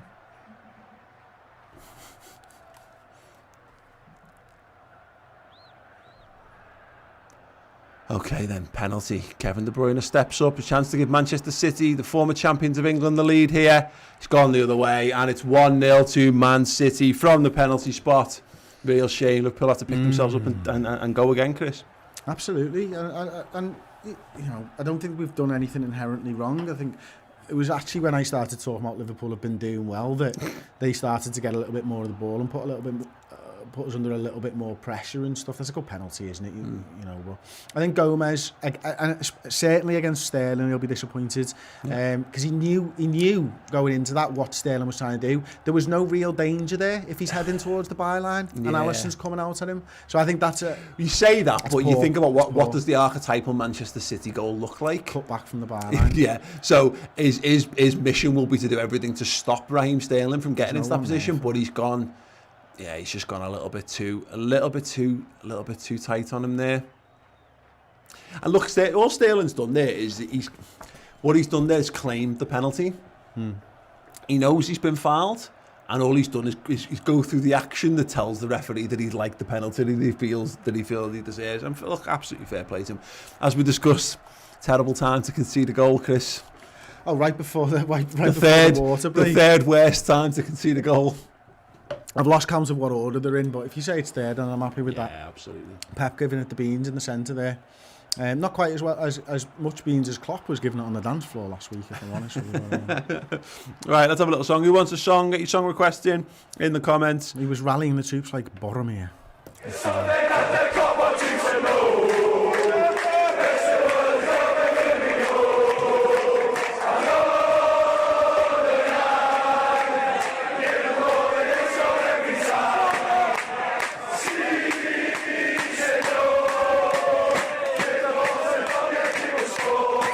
Yeah, I mean, there's nothing to change here, really, is there? Because the only thing that's happened there is they've finally gotten Sterling a little bit more involved. I mean, Joe Gomez gave away the free kick a minute or so earlier on Sterling, was a little bit too aggressive with him. That's maybe one thing, you know, they're looking to kind of exacerbate that situation a little, but in terms of how Liverpool have played so far, you wouldn't say you needed to make any fundamental changes. No, because you don't. I think that's right, mate. Is that they're still going to play with a high line. They're Manchester City. They play their way that they play. And now we're going to still attack. Now that, you know, you can find yourself 2-0 down. That's the issue. Yeah. Well, they can do that to you all day long. Kyle Walker and Gini Wijnaldum just having a little battle for possession. Kyle Walker! It's not to a Genie that he got his studs in the court in the grass. He did an impression of a fish out of water there, didn't he? Like put his arms by his side and flopped onto his face. Fantastic, great action to see there. Andy Robertson's got the throw in now. Mane picks it up. He's still got it. How has he still got that? How? And he's still got it. Right in the corner flag. He's gone for the back heel down the line. There is fucking no one there, Sadio.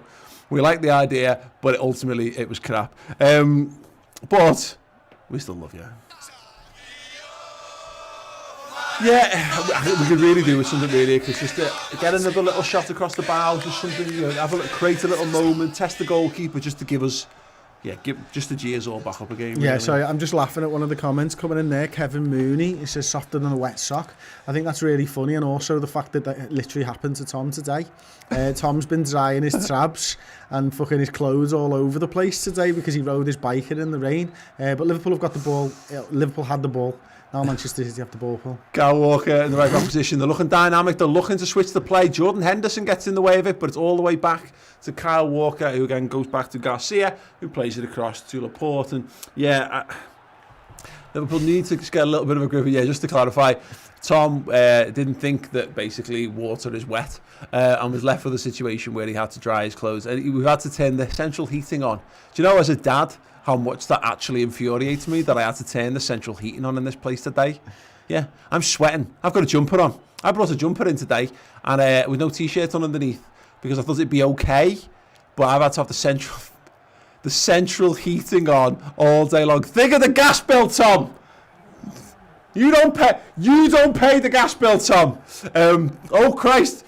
Gabriel Jesus is in, he's turned Andy Robertson, he's here, turn him inside and out. You did. He has fell on his arse like an absolute wanker.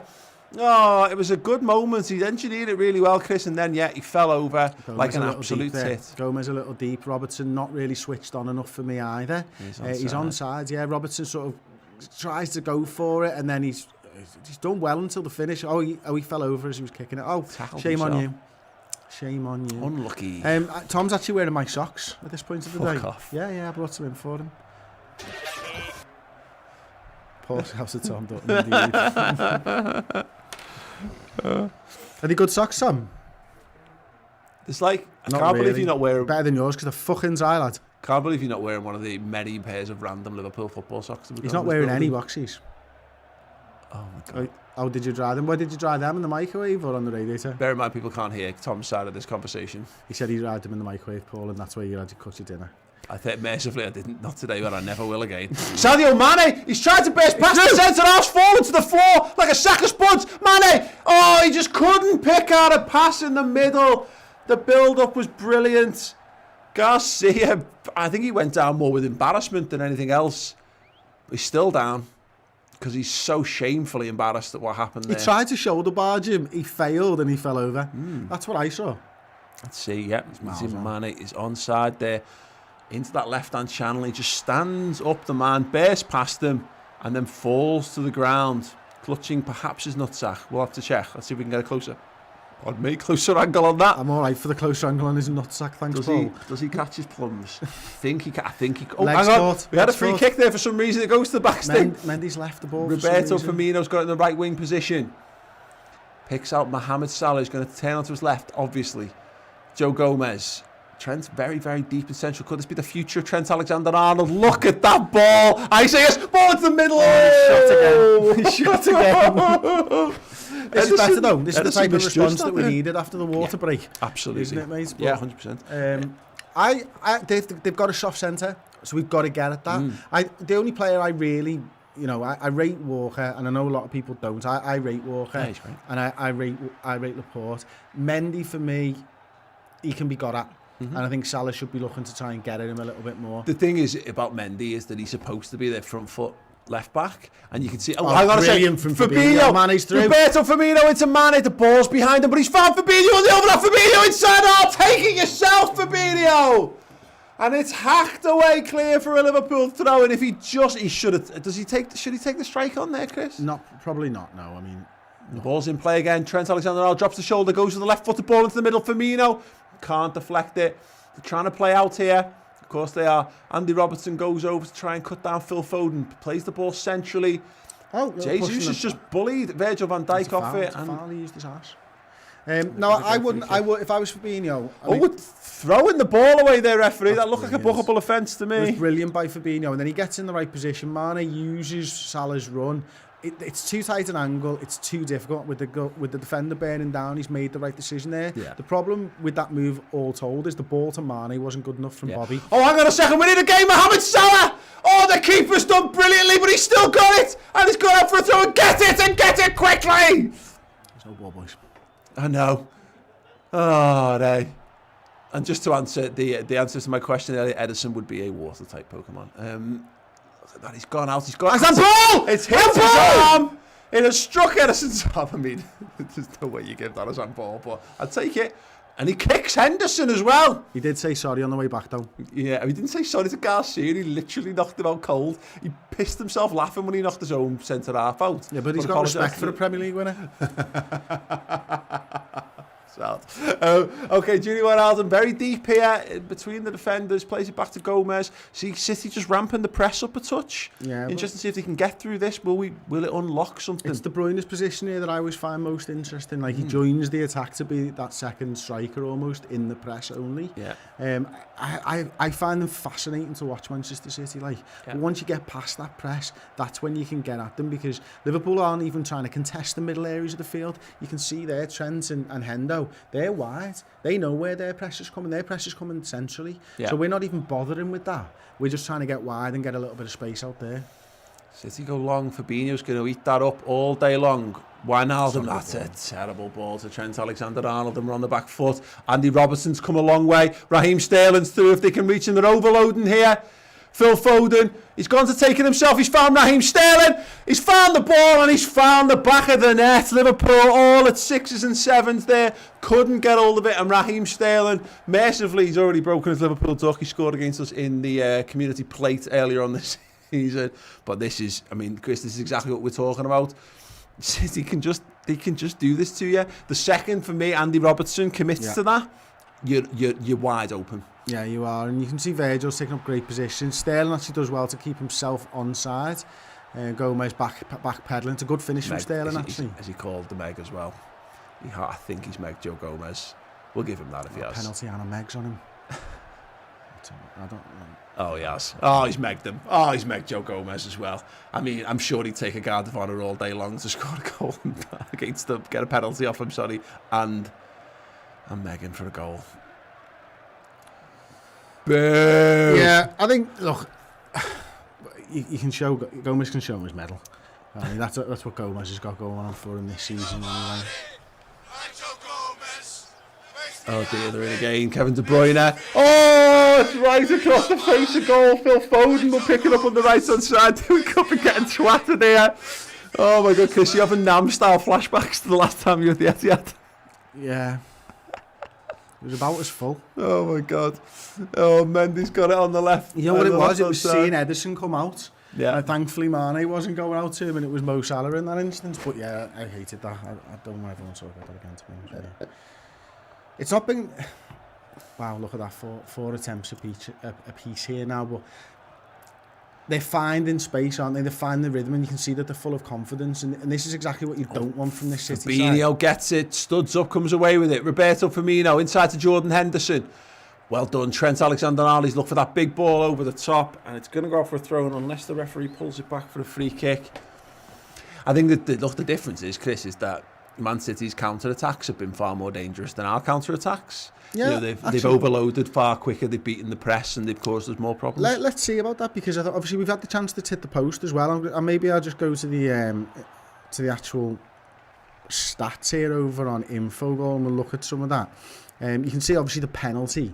I mean, first and foremost, that's going to have huge XG, which is 80%. Sterling does well, gets a 24% chance in. Other than that, 2 shots, not a 9% probability from Gabriel Jesus, and 5% from Kevin De Bruyne. Liverpool, though, 7% probability from Roberto Firmino inside the area. You've got Sadio Mane with an 8%. So we've not created enough there, have we? Mm-hmm. We've not actually, for the good number of touches that we've had. Is his hair red? Yeah. Okay. In their box, we've not created good enough opportunities, so you're right. So good to back that up there. Well done. Well done, everybody. Well done, that was brilliant. That was a really long-winded way of saying. Yeah, you're right. Need to do a bit more. God bless stats. Right, okay, let's have a bit of the old.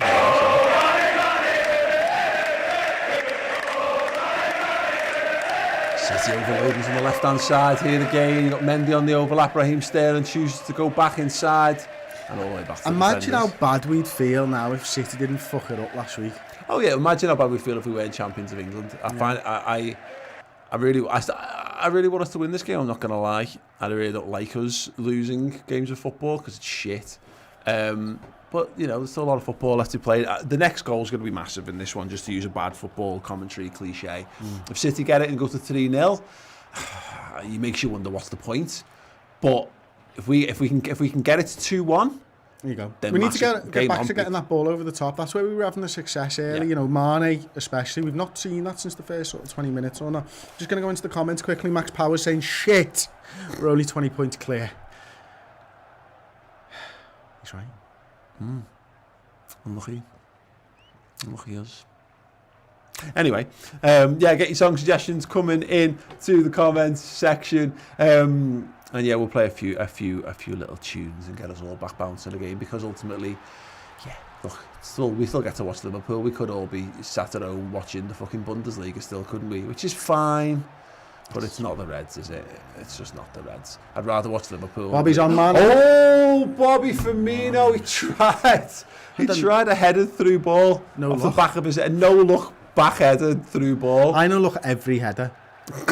Yeah, me too. Yeah, it's close, Paul. Yeah. Anyway, it's Virgil van Dijk. He's going to look for Andy Robertson, and they need a little bit of support here. I just wonder whether Liverpool could just do with tweaking a little thing. And we talked about the creativity of the midfield, Chris, a lot, and I don't want to over-egg this, but there's also worth pointing out that Oxlade-Chamberlain's had some great games against Manchester City. Yeah. And having that extra dimension has helped. Oh, go on, Mane. Backstep. How does he deal with it? Oh, Walker's dealt very well with that. You got that industrious midfield, a bit like a dwarf, a bit like Gimli almost, this midfield, isn't it, at times? Like, you know what I mean? Absolutely. Is that a real character? Of course it's a real character. Come on, Paul. You've got deep pockets when it comes to Lord of the Rings, man. And a heavy ring.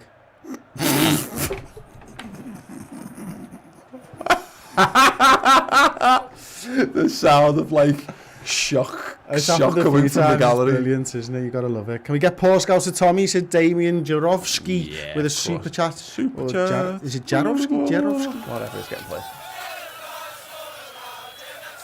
Virgil van Dijk's got it again. Liverpool just, I mean, Man City, I wonder whether it facilitates a change in tactics from Man City. They don't need to play so open. The game is very much in their hands now. This is perfect City territory, Chris. This is how they are set up to play. Get a couple of goals up, and then if they want to really go for it, they absolutely can do. They can, yeah. And I think they're dominating that middle air segment of the pitch, aren't they? Yeah. That's what I'd say, Paul. You might say that. Fucking hell. Brilliant. There is that. There is very much that. Anyway, Ben Mendy has it on the left-hand side. He's encroaching up the pitch with every single second that passes. I like it. It's how you're meant to take throw-ins. You actually walk further with the ball than you throw it more often than not. Certainly I do anyway. Anyway, Mendy's still waiting to take that throw-in. Jesus Christ, take it, son. Come on. No. And has he been booked for time wasting? He's been booked for it. He was stridering forwards a little too much. Lee Dawkins, I've got a comment for you there. What's Lee saying? All this Tolkien about Lord of the Rings as well. Tolkien. Yeah. God, that podcast of Tommy's a bloody long song, isn't it? It's value for money, that though. If you want to put a super chat in to request a song, you're going to pay for one. You might as well pay for podcast of Tommy because it's immense. Okay, Liverpool got it again. Last few minutes of this half, I think for all of our sake and all about, like I say happiness, but it is, it is happiness, isn't it? I'd like to, we could all do with seeing a Liverpool goal just to give us a little bit more, of course. It was interesting about how Raheem Sterling would always handle this game, Chris, because he gets such abuse in these games, even when he's playing at the Etihad, from the travelling Liverpool fans. It was always going to be an opportunity for him to just have his individual battle without having that extra bit as a distraction. Yeah, I mean, sorry, Paul. I'm just noticing again Trent's position in there, but look where Mane is. Andy Robertson, him and Salah, the furthest place forwards. Roberto Firmino was just seeing if he could drag a centre half there, and then I think the idea was maybe to just try and sort of hit Trent over on the other side. But we're not playing badly, Paul, here, and if things go our way, we could be quite easy back into this game. It'd be a good time to score right before half time as well, mate. Second best. Oh, big ball over the centre. Roberto Firmino flicks it on. Oh, it's just over the head of Jordan Henderson, and they can tell it. And Andy Robertson's committed into the midfield again. He's got the ball there, ref. I'll tell you what, Phil Foden's running Andy Robertson a little bit ragged, I think, so far in this game, and it's just whether it's the way the midfield is structured and whether it facilitates a little change from us, but Robertson's having to do a lot of dirty work in the middle of the pitch, and it's all well and good when it comes off, but as we saw in the build up to the goal, if you miss time something like that, it leaves that right side completely exposed. It kind of goes back to what I was saying before about like when Liverpool are trying to beat their press, we're pushing our midfielders out wide. And what's that's doing is obviously vacating that space in the centre. So when they're winning the ball back, they've got a clean break through the middle of the park, and that's where it's hurting us at the moment. It's too much for Fabinho to just do against three midfielders, and as such, as you mentioned, Robertson's having to come inside, and when that happens, with the pace of Walker, he's going to be on his bike down that right-hand side anyway. Mm-hmm. So, and again, it was the double team over on the right-hand side that made us lose out before. Was that Virgil with a great header? 14 has gone to Raheem Sterling. I'll let you take over from here, Mr. Yeah, Sterling deep on that left-hand side, looks for Kevin De Bruyne and City just strolling around. The game plan here for them, and you can just see it, is knock the ball around until Kevin De Bruyne picks up the position he wants to be on the pitch, and then he tries a killer ball. And it's obviously it's quite similar to how we use Trent, except Trent is very much limited to being in positions down the right touchline. But when you've got a player that talent, it works, and you can't really debate it. So Gabriel Jesus going up against Gomez puts the block in, and it will be a throw in to Man City deep in the Liverpool half. Keep your comments coming in. Don't forget that you can request a song. Oh, Peps. Is he okay? Looks like he's feeling a little bit poorly there. He's just trying to get some air. I mean, he got a little bit close. Yeah, it's interesting, that, isn't it? You can use the custom modes. If you want to join up memberships, you can use the custom modes. You can see Ross using them to my favourite one, actually. the Jordan Henderson Trophy left one, which we've all still got to come in our lives as well. Let's not forget that. Oh, great football by City. Foden's in again, and it's 3-0. Absolutely torn apart here. Great football. And again, Phil Foden has been brilliant in this game so far. He's not even touching the ball loads. It's the way that it's his movement. And we've just not been able to handle that. No, we haven't. You can see Robertson's caught between a rock and a hard place here. He can't go too close because he can't leave that line. But Mane's not there, the 1-2, because he has to come in at that point because Wijnaldum's not there. And it's a great finish. It's a great finish by him, it really is. And again, look, you've got to be a little bit disappointed with the midfield there, that Robertson has to come in, has to attack that space. But that's all about position. You can be disappointed with midfield. He's put himself there to put Robertson under that pressure. And it's a good finish. And Alisson almost gets it, but not enough. And, it's disappointing to say the very least. Brilliant. Someone said there, Joe English, how much did the lads drink after winning the league? Yeah, I mean, this is it. Tactically, for whatever it is in the enactment of the plan, you can't really look beyond how well Man City have played here. Liverpool's chance creation has absolutely dried up. Whatever's happened, whatever we were working on has stopped working. It's going to be a throw into Man City there. And look, what we've seen a lot in these lockdown games, Chris, both in the Bundesliga and in here, when you get to these kind of scorelines, it takes a lot to even continue to keep your motivation levels up. If Liverpool to get anything from this, it will be nothing short of a miracle. Yeah, but we've seen Liverpool do it, but we've not seen Liverpool do it when they've been Premier League champions and you've got nothing to play for. This is Manchester City's season now for them. Free flowing here. Virgil van Dijk, we are getting absolutely overrun once again. Salah picks it up. Jordan Henderson, Liverpool look to spring something, but we're just missing that staging ground between that and getting the ball in behind. First 20 minutes we were playing really well. I still don't think we're playing badly, but Manchester City are playing brilliantly at this point, and this is the problem. When City get to play like this, when City get confident, when City get a couple of goals up, I think you've got a choice to make as a football side, and you either continue to try and score a goal, and the likelihood is that City will pick you off and score more, or you sit back and you roll over. Yeah. And it's not in our nature to sit back and roll over, so we're naturally playing as cavalier as we were. But these lads are confident now and they're playing well, and we know that they've got great players, and they're playing at home, and they're fired up from having to give us that guard of honour. Yeah. Some days you've just got to tip your hat to another side and say they're playing brilliantly. There's not many teams in world football. Bobby Firmino! Fabinho, he's found Salah. Can he keep it in play? He's got it on the right-hand side. Can he pick out a man? He floats it to the back stick. Oh, it's poor. It was a decent opportunity. You can see in the body language of the players. I mean, look, I think it's fair to say, I mean, that's good. That's encouraging that at least we've made that happen. But a lot of it was just capitalising on City mistakes. That's not a great ball from Salah there at all, really. And the penalty, I think Chris rattled us. I don't think we've really looked the same since then. To be perfectly honest, since the drinks break, I wouldn't say we've been anywhere near as dangerous. We've not looked as coherent. Our plan has looked more and more. When you're playing those balls over the top at 0-0, and we're having little chances of getting Mane in space or Salah in space, that looks like you're building towards something. But when you goals down and you're doing it, it looks like a lack of a game plan all of a sudden, because City are just sitting a little bit deeper now, and those balls at the top, and now the margins of them are becoming finer. It makes it harder to deal with, doesn't it? You're right, absolutely. I think, look, Joe Gomez, the camera's on him as he's walking off the pitch now, and he'll be gutted about that type of a half. You know, he'll go into this game, and obviously all the stuff that happened with Sterling earlier on in the season, and Sterling obviously having to give him a guard of honour and all that type of stuff, to give a penalty away from him and for Sterling to score through his legs, he'll be absolutely raging there. And I wonder whether in other times during the season you might just withdraw him there. Now there's pretty much no chance of that happening with only James Milner as the recognised defender on the bench. It is what it is. It's obviously half time now. So I don't know whether we want to have a little bit of time in the comments, or should we go to a little ad break first? No, we'll have a little chat through the game and chat through the comments and what have you. And look, I don't think there's any escaping it, Chris. That I think, you know, the game was very finely poised, but we said it all along. This is what Man City do. You play a game of brinksmanship with Manchester City. You go for it and you go at them. And if you break them down first, you can see that they can crumble and they can struggle to get to get themselves up into games.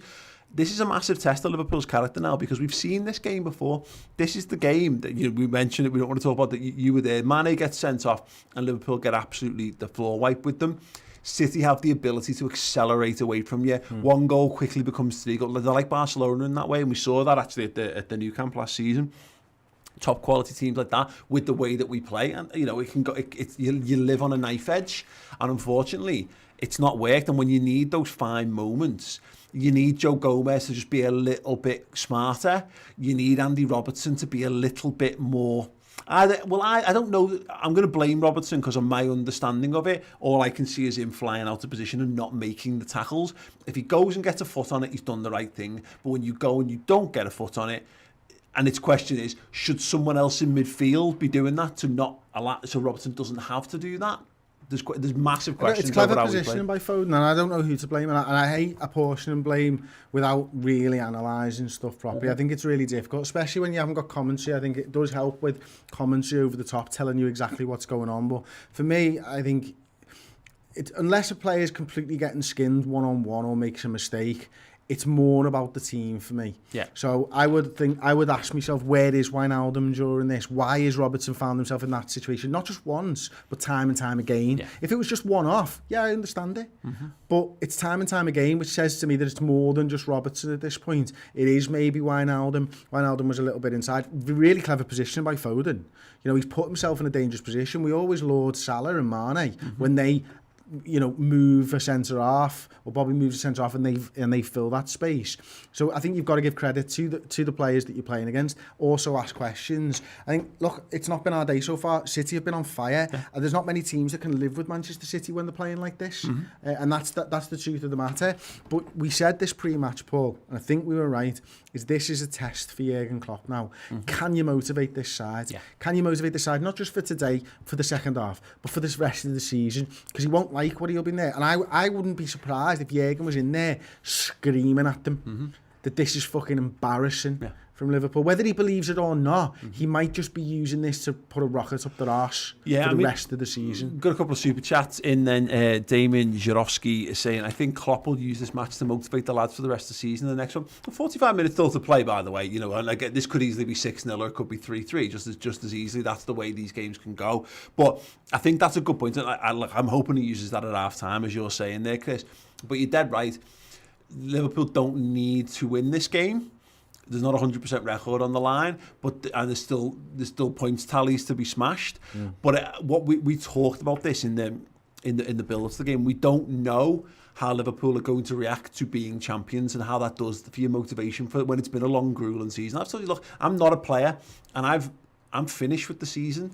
And we're going through, and I'd rather us have this to do than football have been null and voided. And what I would rather still have Liverpool games to watch and work on and what have you. But like, even me, my motivation, I wasn't excited about this game. I wasn't looking forward to this game in the way I would have been if it was a proper competitive game of football. So this is a big test, and I think Damien's right there. Whether he does it now or whether he does it after at full time, if Liverpool do lose this game, it's got to be used as a tool to push on for the rest of the season. Just to try and level it off a little bit. When we actually look at the stats, Tom, if you wouldn't mind there, mate, we got the summary on the screen, hopefully about right now. And, Manchester City have only had one more shot than us. They've only had one more shot on target than us. They've had 3 shots on target and scored 3 goals. Yeah. They've created 2 big chances. That's been the difficulty. And I'm just going to go across and show everybody the shots now. And you can see where Manchester City on the left-hand side of screen is the home side. The 3 yellow ones are their goals. Obviously one from a penalty spot. But look at the areas. They're right in front of goal where Sterling's taking his shot from. That's what they've done better than us. And you look at Liverpool, the one that's flashed, the red line that's flashed on the right-hand side across goal there, that's Mane's header, which was a terrible header, unfortunately. We've obviously had another one from just inside the area, right between the sticks, hits the post. Fine margins define the first portion of that game, and fine margins are the things that allowed Manchester City to get ahead of us, and then it was their superior finishing on the day. What we've seen a lot in these Man City games, though, when Liverpool have come out on top, they've often they've often taken the lead in the first 15 minutes, and that throws City's game plan up, and they've done to us what we've done to them in the games we win. This is how these games tend to go. The team that gets the goals up, it allows you to have control of the game plan, and they've done it wonderfully. They've done Man City things, and yeah, you know, it's from a penalty, but ultimately it doesn't, as you see, it doesn't matter, because that rattles Liverpool, because all of a sudden you know how hard it is to play against Manchester City, and then in your focus, it's all right, we'll keep going, we'll double down, we'll go again, and then within minutes we're 2 goals down, and Sky is showing it now, but like Phil Foden, absolutely brilliant again, going through the middle of the park this time, picking the ball out to Sterling. But it's Robbo again. You called it almost live, didn't you? Maybe it was the first replay or something, but that's an issue. You know, that is an issue. But then let's think about what we've seen here. Now, I don't know. I don't watch Manchester City every week. I don't think Foden plays right midfield a lot. Maybe we could get the stats up. We were saying before pre-game where he plays predominantly centre mid, but he played a sprinkler. So is it surprising that what we're seeing is happening? Because Foden is playing the right midfielder in areas of the field where he's used to playing. Yeah. So he's dragging Robertson into areas where Robertson is uncomfortable, and he's playing in an area of the field where he feels comfortable, and they're providing a man over on that right-hand side. And I'm sure, you know, that's just brilliant. That's great play by Kevin De Bruyne. I think it's a brilliant assist first time, and Foden does brilliant. You can see him having a little look before he takes his shot, and it's a good finish. And we said before the game he's going to be a player, and he's showcasing it tonight. He really is. He really is. A really good performance by City, and not a terrible one by Liverpool standards, but not a great one either. Thank you. Another super chat coming in from Ashur Banipal. It says, "Love you lads, you'll never walk alone." And we have another one here from Mr. A. Guys, you think Gini Wijnaldum is the problem? He's not offering Robertson any protection. I don't know what Gini Wijnaldum's doing in this game, to be perfectly honest. He's been getting up and supporting Mane a lot. We've seen him quite advanced, particularly in that first 15, 20 minutes, say. But that's the point of the way that midfield is meant to function. Is that, it's Henderson and Wijnaldum are meant to cover every basically blade of grass, aren't they? And maybe that's the thing, that he's just not offering enough going back the other way. What I find interesting is when I think back to previous games with Manchester City, when Liverpool have defended, and we've defended resolutely against City for a long period of time, we've dropped back into a low block side almost and given them the ball. There's been none of that from Liverpool, even at 2-0, even at 3-0. And that's, you have to get back into the game. But we mentioned that, that first 20 minutes, it was very gung-ho. It was two sides. Like, why should Liverpool, as the champions, the runaway league leaders, why will they think we have to sit back against Manchester City? They're thinking, I'm champion, we're better than these, we can go toe-to-toe with them. They probably didn't show City the respect that they've deserved for what they've done over the last few years, certainly in these games. So when I think back to previous games, that one in the Champions League a few years ago that we went to at the Etihad, you think of where maybe Henderson was in the position. We're sat in. We're not doing that. They're breaking really quickly on us. They're not giving us an opportunity to get set in our places. And I wonder whether that's part of Guardiola's game plan for this one. I just wonder whether this is, this is an opportunity to just be a bit bolder through the middle of the park, because we're not crafting things through the middle of the pitch, and we've seen that we're so dangerous when someone does that and grabs it by the scruff of the neck. And sorry, Muad Al-Husni. Yes, sorry, I absolutely slaughtered your name there. I apologise. Sky's so desperate to sell this dead rubber, but they will do. They've got to. They've spent a lot of money presumably for this game. And it's.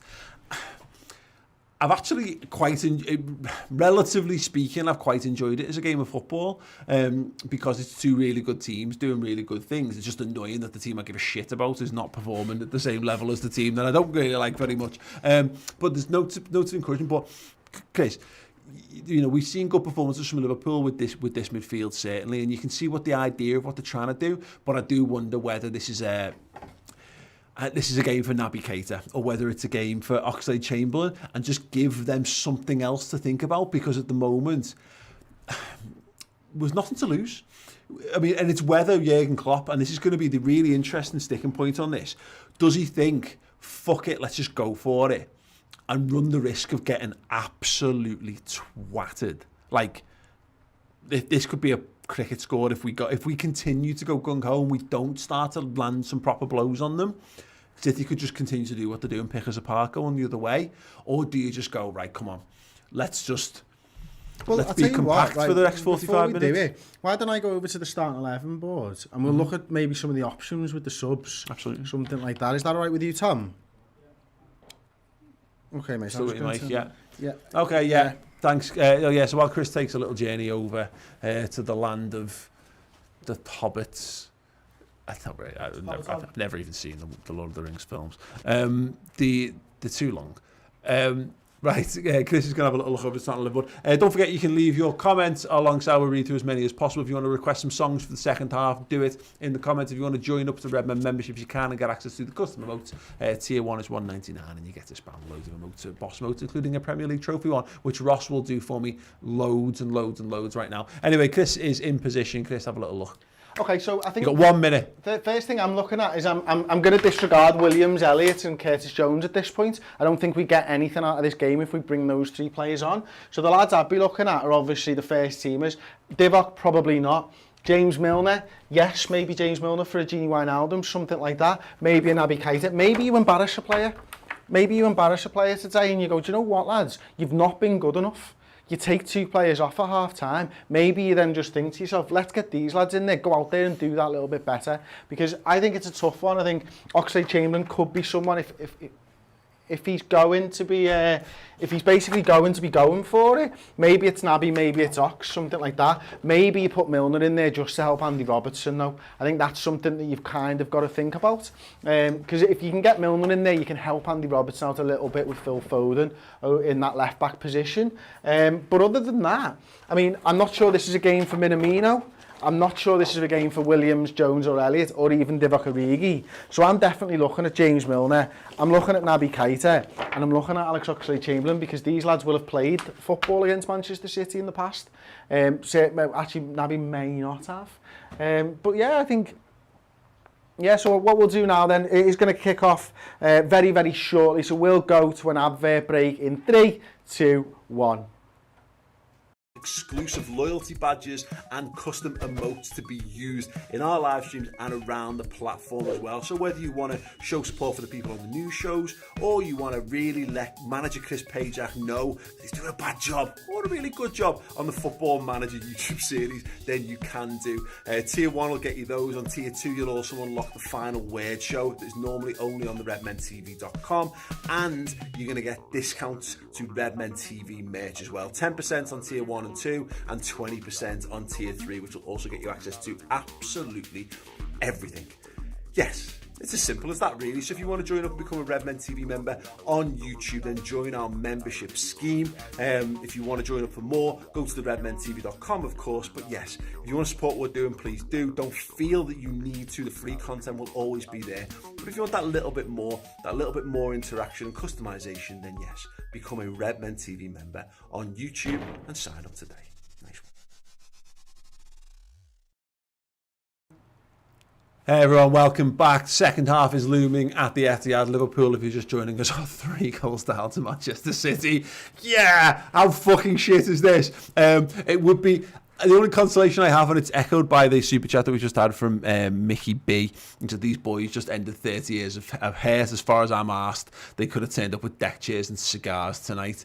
These boys made my dreams come true, and we can see actually Alex Oxlade-Chamberlain is being introduced for the second half. Absolutely the right goal. Joe Gomez going off for him. Wow, which I think means Fabinho's going to be dropped into centre half, or we're going to do some jiggery pokery around whatever the hell else we're doing. But I mean, I imagine that's Fabinho to centre half, Jordan Henderson into the DM, and Ox playing the position we really want to see him in, and that playing that offensive 8 role. The Henderson's been good, and I actually think Jordan Henderson has had a pretty good half so far. You know, he's not shied away from anything when we've been counter pressing them. He's been pivotal to that. But the first 10 minutes, 15 minutes of this half is going to be a massive one for us, and whether Liverpool actually persist with really going for it to try and get into the game or not. Or whether we go, right, okay, the game's lost. Let's see what else we can get out of it.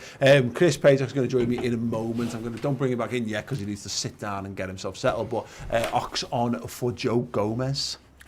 Wow, so Fabinho's gone to centre half, we think? We would, yeah, you can see it there now, can't you? Wow. And have we got Discord back up and running, everybody? Yeah, you took it with you. Yeah, we're back in. We can speak to Tom. That's great. Okay, Jordan Henderson out. And there we go, Trent Alexander-Arnold. So let us know your thoughts on that, and again, get your song requests coming in. Ball over the top. Ederson's judged that brilliantly, diving header. Oh, Andy Robbo! Was your time to shoot? Twat of a touch from Andy Robbo. Don't worry, I brought me lucky banana with me, boys. So is it just the one shot side?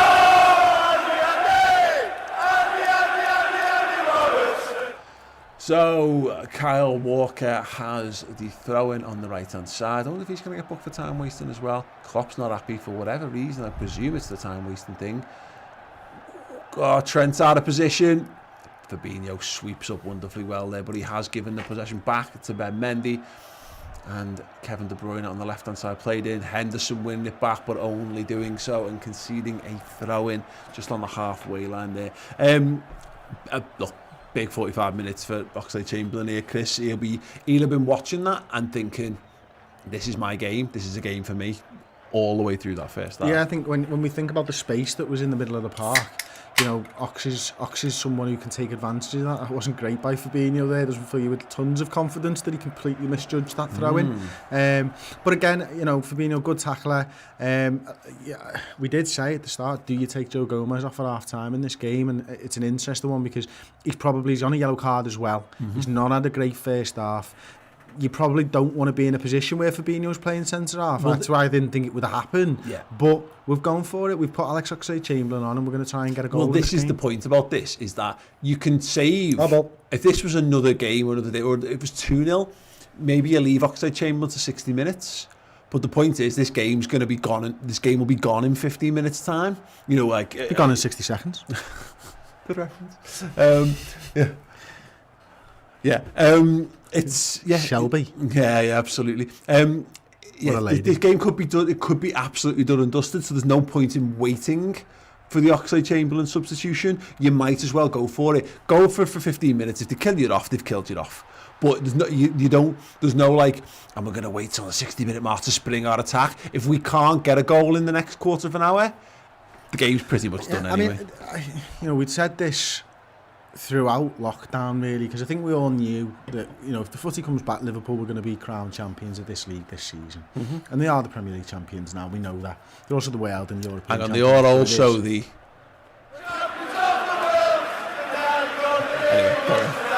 and this for me is, and I said this during lockdown, you know, we've won the battle, but the war is next season and the season after and stuff as well. What a way, if you're Jurgen Klopp, and you don't want to have to deal with these type of situations, to say City aren't fucking out of it. Well, you can say it in the media and whatever, but the players have to believe it. This game will prove to the players that City are not out of the running next season. Even City, if they don't make any additions to this squad, because Sané's not playing and he's going. Silva's not playing in this game. We're not seeing, you know... Oh, that's a terrible throw-in. Man City, can they finish the game off?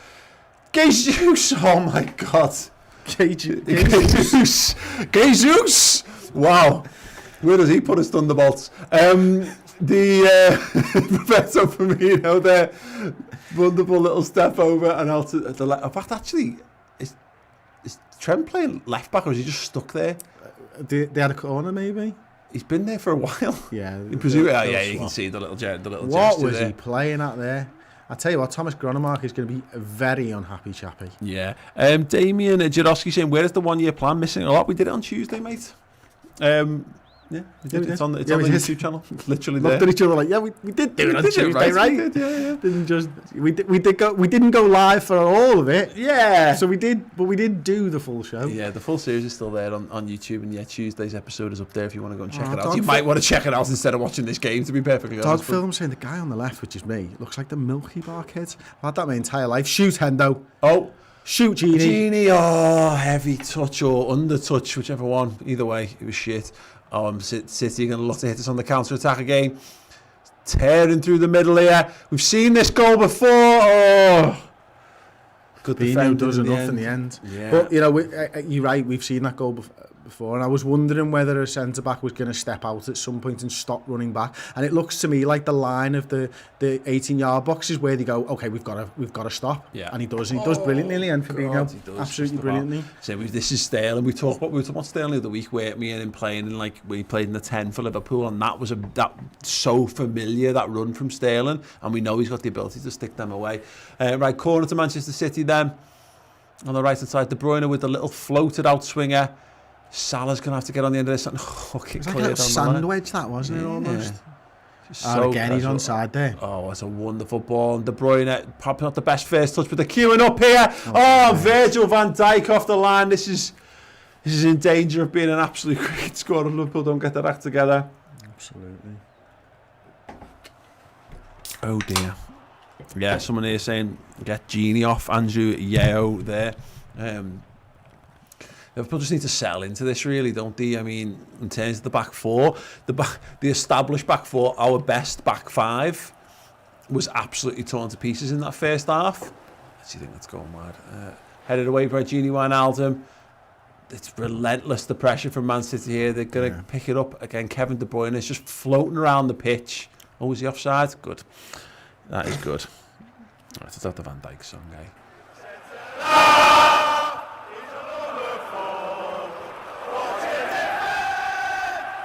Let's just go back to watching Chelsea games. That's much better. It's funny the way Chelsea didn't win last night, though. Yeah, absolutely. Henderson with the ball over the top. Roberto. Well done. Just back pass. Oh, it was right footed. It was just too underweighted, wasn't it? The ball over, and he is offside as well. No, he's not. Oh no, sound.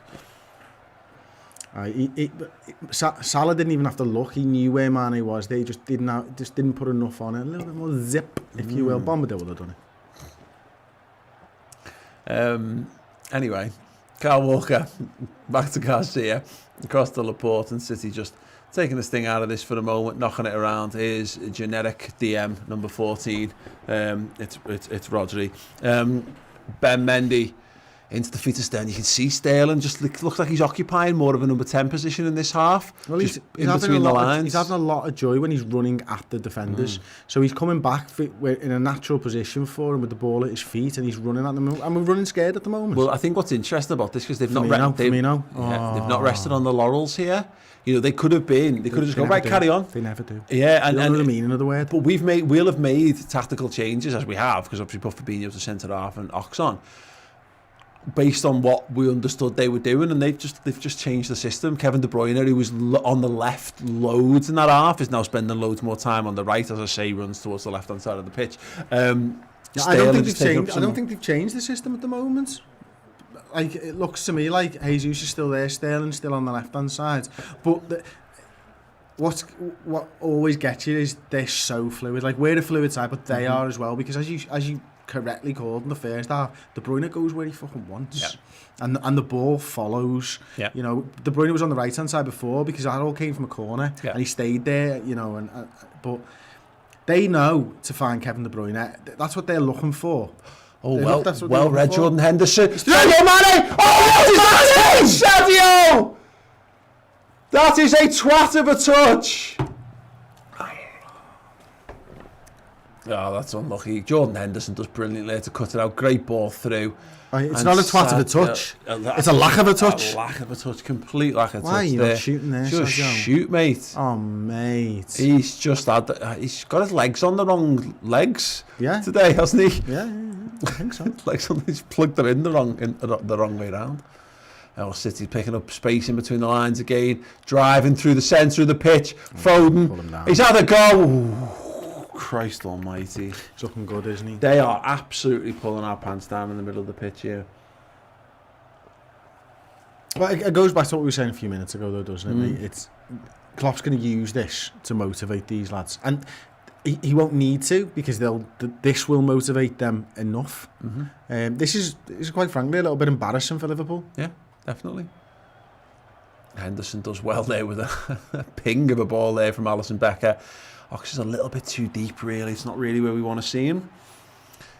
Jordan Henderson back. So what happened? Sorry, I missed this. Wijnaldum's playing the 6 now, is he? I don't think. I think it's still Henderson, to be honest. But it's where is Hendo? there. Oh, there he is. Yeah. Yeah, it's definitely Jordan Henderson. But it's the problem is that the space they pick. Oh, that's a great ball, Mane. This time, surely he's been knocked to the ground. He's not going to get that, is he? Oh, is Anthony Taylor? Give us something. Is he going to call him? He's calling him for diving. He's outside the box. It's outside the box. Okay, well, look, in promising position. Sadio Mane actually made contact with the ball, which is good. That's a good step in the right direction. And it's a yellow card to a Manchester City player who was off the screen. Brilliant. Kyle Walker, little nudge in the back there. Can we see where the lines are? Yeah, he probably was, wasn't he? Yeah, look, contact. BAR's checking. I think they're going to see that's just outside, you know, where the contact starts. It's the screen on the right, isn't it, that you need to look at? It's tough to say, but I think it is a free kick. I think it's the right call. Yeah. He's not been bad, Taylor, considering. Yeah, considering he's a mank. No decision, no penalty. That's weird. That's not very clear, is it? It's given us a free kick. This Yeah. is Trent range. Can we have that little man in the wall again? Yeah, yeah. They got Max Meyer they can bring on to lash in the wall. That would be absolutely great. I'm drilling this one. Low, under the wall. No. Right at fucking Edison, me. Oh, right. And then following up. Oh, yeah, you've got to follow up. That song scares the shit out of me every time because someone twats something in the middle of it. Was that outside the cop? So someone's banging on the yeah, nice. It's actually a Salah one, this. I tell you what. Who's that? Is that De Bruyne? Is it a little close? Is Salah to maybe just go aim for Henderson?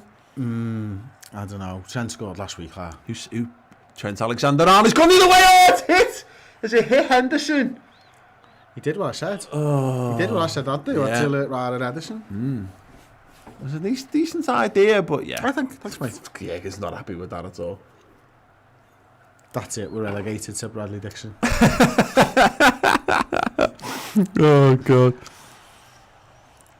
Yeah, Riyad Mahrez coming on for Man City. Who's going to go off, though? Please be Foden. Yeah, please be Foden. Yeah. Oh, yeah. Just bring on former player of the year and Premier League winner Riyad Mahrez. Yeah, that's fine.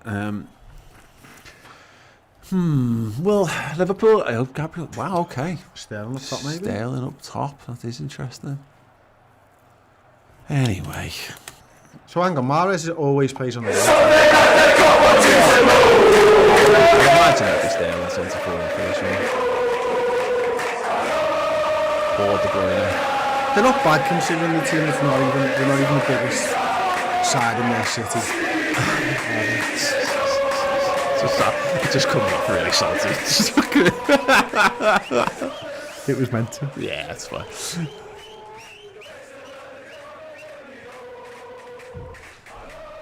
Ox doing all right there on the right hand side, but again, he's just a little bit too far withdrawn. You could really just do with getting him more central, get him on the ball, let him take through. But we've changed the personnel around, Chris, but we've not changed our approach. We're still just looking for the balls over the top to the fast again, lads. we could have had 2 this half ourselves. Don't forget that. You know, if Mane decides to touch the football instead of not touch the football, there's one. Yeah. You know what I mean? And Mane could have had another there. That's going to be a cut. Fuck me. I love how nonchalant he is, but it still doesn't stop If that's me from getting Mignolet, like my head. Oh my God, Mignolet was gone. Cruyff him there and getting caught out. He loved the good. I love the Cruyff. Oh, that's class. That's That's a absolutely great class. touch as well by Jordan. Henderson, Space in the middle there. desperate It's to Bobby be a catalyst Firmino. there. Ox on the right hand That's side. it. This is what we want to see from Oxlade-Chamberlain. That isn't though. You absolute tit. Just go past them. Super chat coming in. Stephen Featley. Hi guys, I've had 6 liver transplants and I'm raising awareness of childhood liver disease on YouTube. Can you do a shout out, please? Yeah, shout out. I don't know what particularly want us to shout out. Be aware of liver disease. I don't know. Let us know. Actually, we will. I'm more than happy to. If I tweet at the Redmen TV on Twitter, and we'll give you a boost for anything, mate. Okay. You saved that. What? You saved that. I didn't know where you were going with that for a second. Then I was like, bloody hell, he needs to stop saying words here. Yeah, I know. Yeah, I mean, there's a lot of comments here who kind of saying the same sort of stuff. Is that There's a lot of other people talking about liver disease. No. Oh. Saying I'm about to tell you what the same sort of stuff they're saying is. It's a lot of people basically saying like I'd normally be dead. Oh yeah, here we go. Golden Eve. Usually I get pissed or angry or sad that we're losing, and not to mention if this was a close race. But since we won the title, I'm calm. I can't get past it. And I would normally be so embattled with it all that I would find it very hard to be anything but really cross with how Man City are playing. But they're playing really well. They're really good at football. They're not, unfortunately over the entire season they've not been as good at football as Liverpool. But oh, come on, Sadio! He's flicked it inside. Firmino! Oh, it's not happening today. It is not happening at all. Salah's managed to retain possession. He's found Oxlade-Chamberlain. Drills it and he's still got an Ox. Dive, Alex! Dive! This is the game now, isn't it? This is the game. So is Mahrez playing in it? Who knows, mate? Fuck knows. All they're doing is they just want to score goals Kevin against De Bruyne, he's picked out wonderful ball. Oh, wonderful football. Wank finish. They're bloody good, aren't they? That's the thing, like, I mean, we always I think people always think that, when you're a fan channel and stuff, you just talk shit about the other teams. Obviously, you do that as well. Oh, yeah, for shits and giggles normally, like. But the fact is, first and foremost, we're Liverpool fans. Secondly, we're football fans. These are playing good football. And thirdly, Liverpool have won the league. So as much as I hate seeing Liverpool lose, it's not wrong, and it sounds like I'm saying it to cover up the help. That gif where it's like the smiling face and someone's crying behind it. We've won the league. Plater on for Wijnaldum, Origi on for Bobby Firmino. They're the right subs, I think. Firmino, I mean, he's looked okay actually. He's linked the front line pretty well, but I think it's about time. We've got a lot of footy. We've got Aston Villa on Sunday to think about as well, and it's not going to hurt just to have someone who can score a goal on the pitch. And that's one thing. Origi doesn't necessarily suit our style of play. The question's actually going to be, Chris, is does Origi just go centre forward? It looks like it right now, doesn't it? Yeah, Gone through the middle. It's unusual that we don't see that very often, do we? But no. Yeah, as you were talking, then I just started to think about an earlier conversation that we were having about, Manchester City playing more football, and would that hurt or, help them? And I think you can see, and just from how clinical they've been, that they're more match fit, match ready than we are at this point. Yeah, absolutely. And they're a tough side anyway. Alex, the Maltese Falcon, has joined us a first team. Thank you very much, Alex. Many takes up on the membership, so you're going to get to know your beauty, and you deserve it. You're pissed, doesn't he? It will be fucking raging with this, Chris. There's no other way to get around it, really. And you know what? Because we love you so much, Alex, the Maltese Falcon, you're going to get a boom as well. The best word I can say, but will describe this was boom. It's a laugh. Brilliant. And again, we've not got any cause to use it, so I'm going to use the Adrian one because I love it so much. Adrian! Like Rocky! Super chat coming in. Stephen Featley, to share my channel's link and the content. Sweet. Okay, so cool. It's a YouTube channel. Brilliant. Okay, we'll do that. And if everyone can go over there and just check out Stephen Featley's channel, that would be great. If someone could go and check that this isn't an elaborate scam and he's not got hardcore porn on there first, that would be great. But if it's a legitimate cause, then all the best with it, mate. And please do go and check his channel out. Yeah, in fact, if it's got hardcore porn, I'm going to check it out anyway. You probably need some entertainment at this point. Anyway, Sadio Mane's got it on the left-hand side. Cuts in Jordan Henderson. You can see it's like it's bubbling off him, the desire to try and get something from this game, Chris. But if we're going to get something, we're going to have to get that first goal back pretty sharpish. Yeah, we are. I think I think the game's gone at this point. If I'm honest with you, I think the battle lines have been drawn. We know what City are going to do. They aren't, as high a line as they were before. I think you called that back end of the first half, actually. They might make it a little bit more difficult for us to break through. We're going to have a little bit more of the ball, probably. And they're just going to... great ball, Jordan Henderson! They're just going to try and hit us on the break now, aren't they? Yeah, absolutely. The trick is to not let them get out. That's what we've got to do. Here's Robertson and Keita, little give and goes on the left-hand side. Robertson looks to get the ball in. It's hacked up in the air by Garcia. And it's out for a Liverpool corner. It's just over 25 minutes left to go in this game. it's a big opportunity for Keita and Ox, this, Chris. I think, I've often wondered whether there's a perfect version of Liverpool's midfield that is a bit more like what Manchester City do. And if we're ever looking to replicate what City do, Ox and Keita being in the side is the closest, having two really, really attacking lads in there would be... I thought he had a chance then. Good header one there. Henderson tries to flick on. Oh, he just couldn't quite direct it the right way. Alex the Maltese Falcon sticking a super chat in again at YNWA. We are the champions. Yep.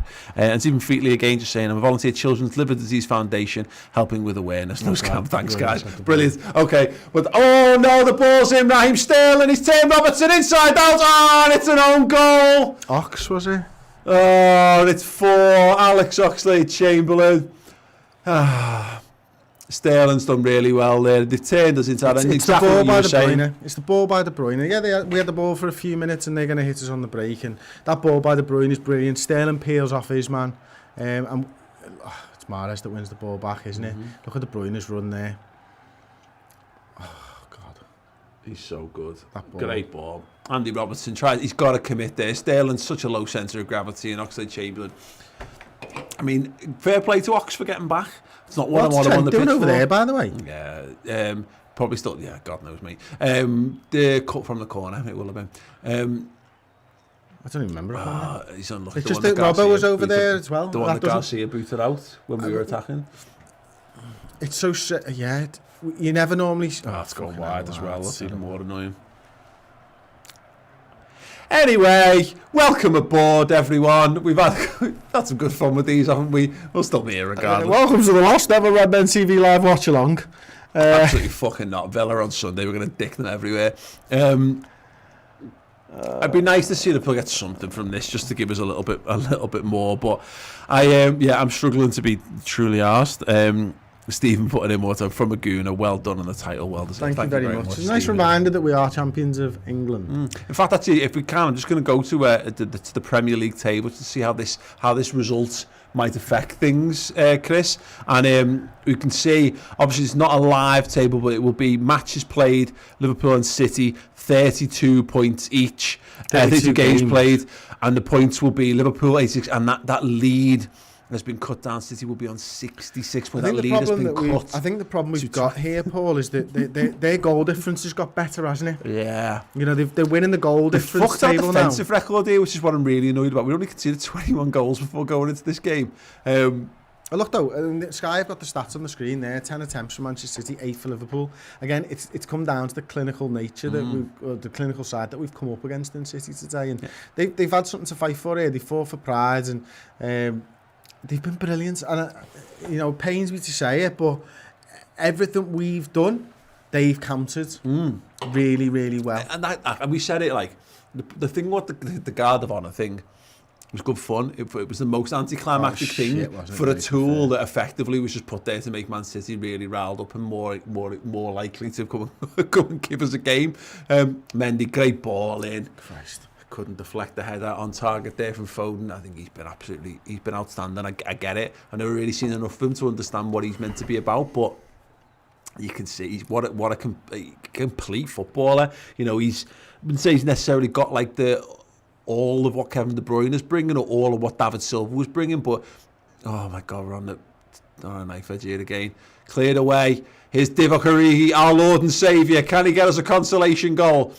He's got a lot of men between him and the goal, and he's given the ball away. Well done, Divock, you tit.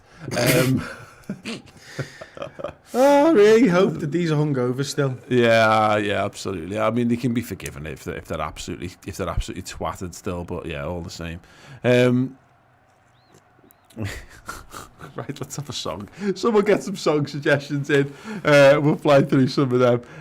Let's have a little reminder that regardless of the results.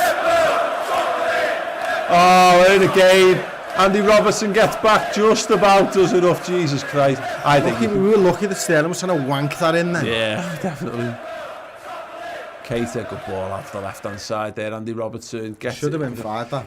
You're starting to see it in the body language of some of the lads. There's a few lads here who've probably downed a few too many of them red cans of Carlsberg. Maybe they've been on the Erdinger. Yeah, or the Erdinger, yeah. A bit stronger that. I think take a few more days to recover, unfortunately. Yeah.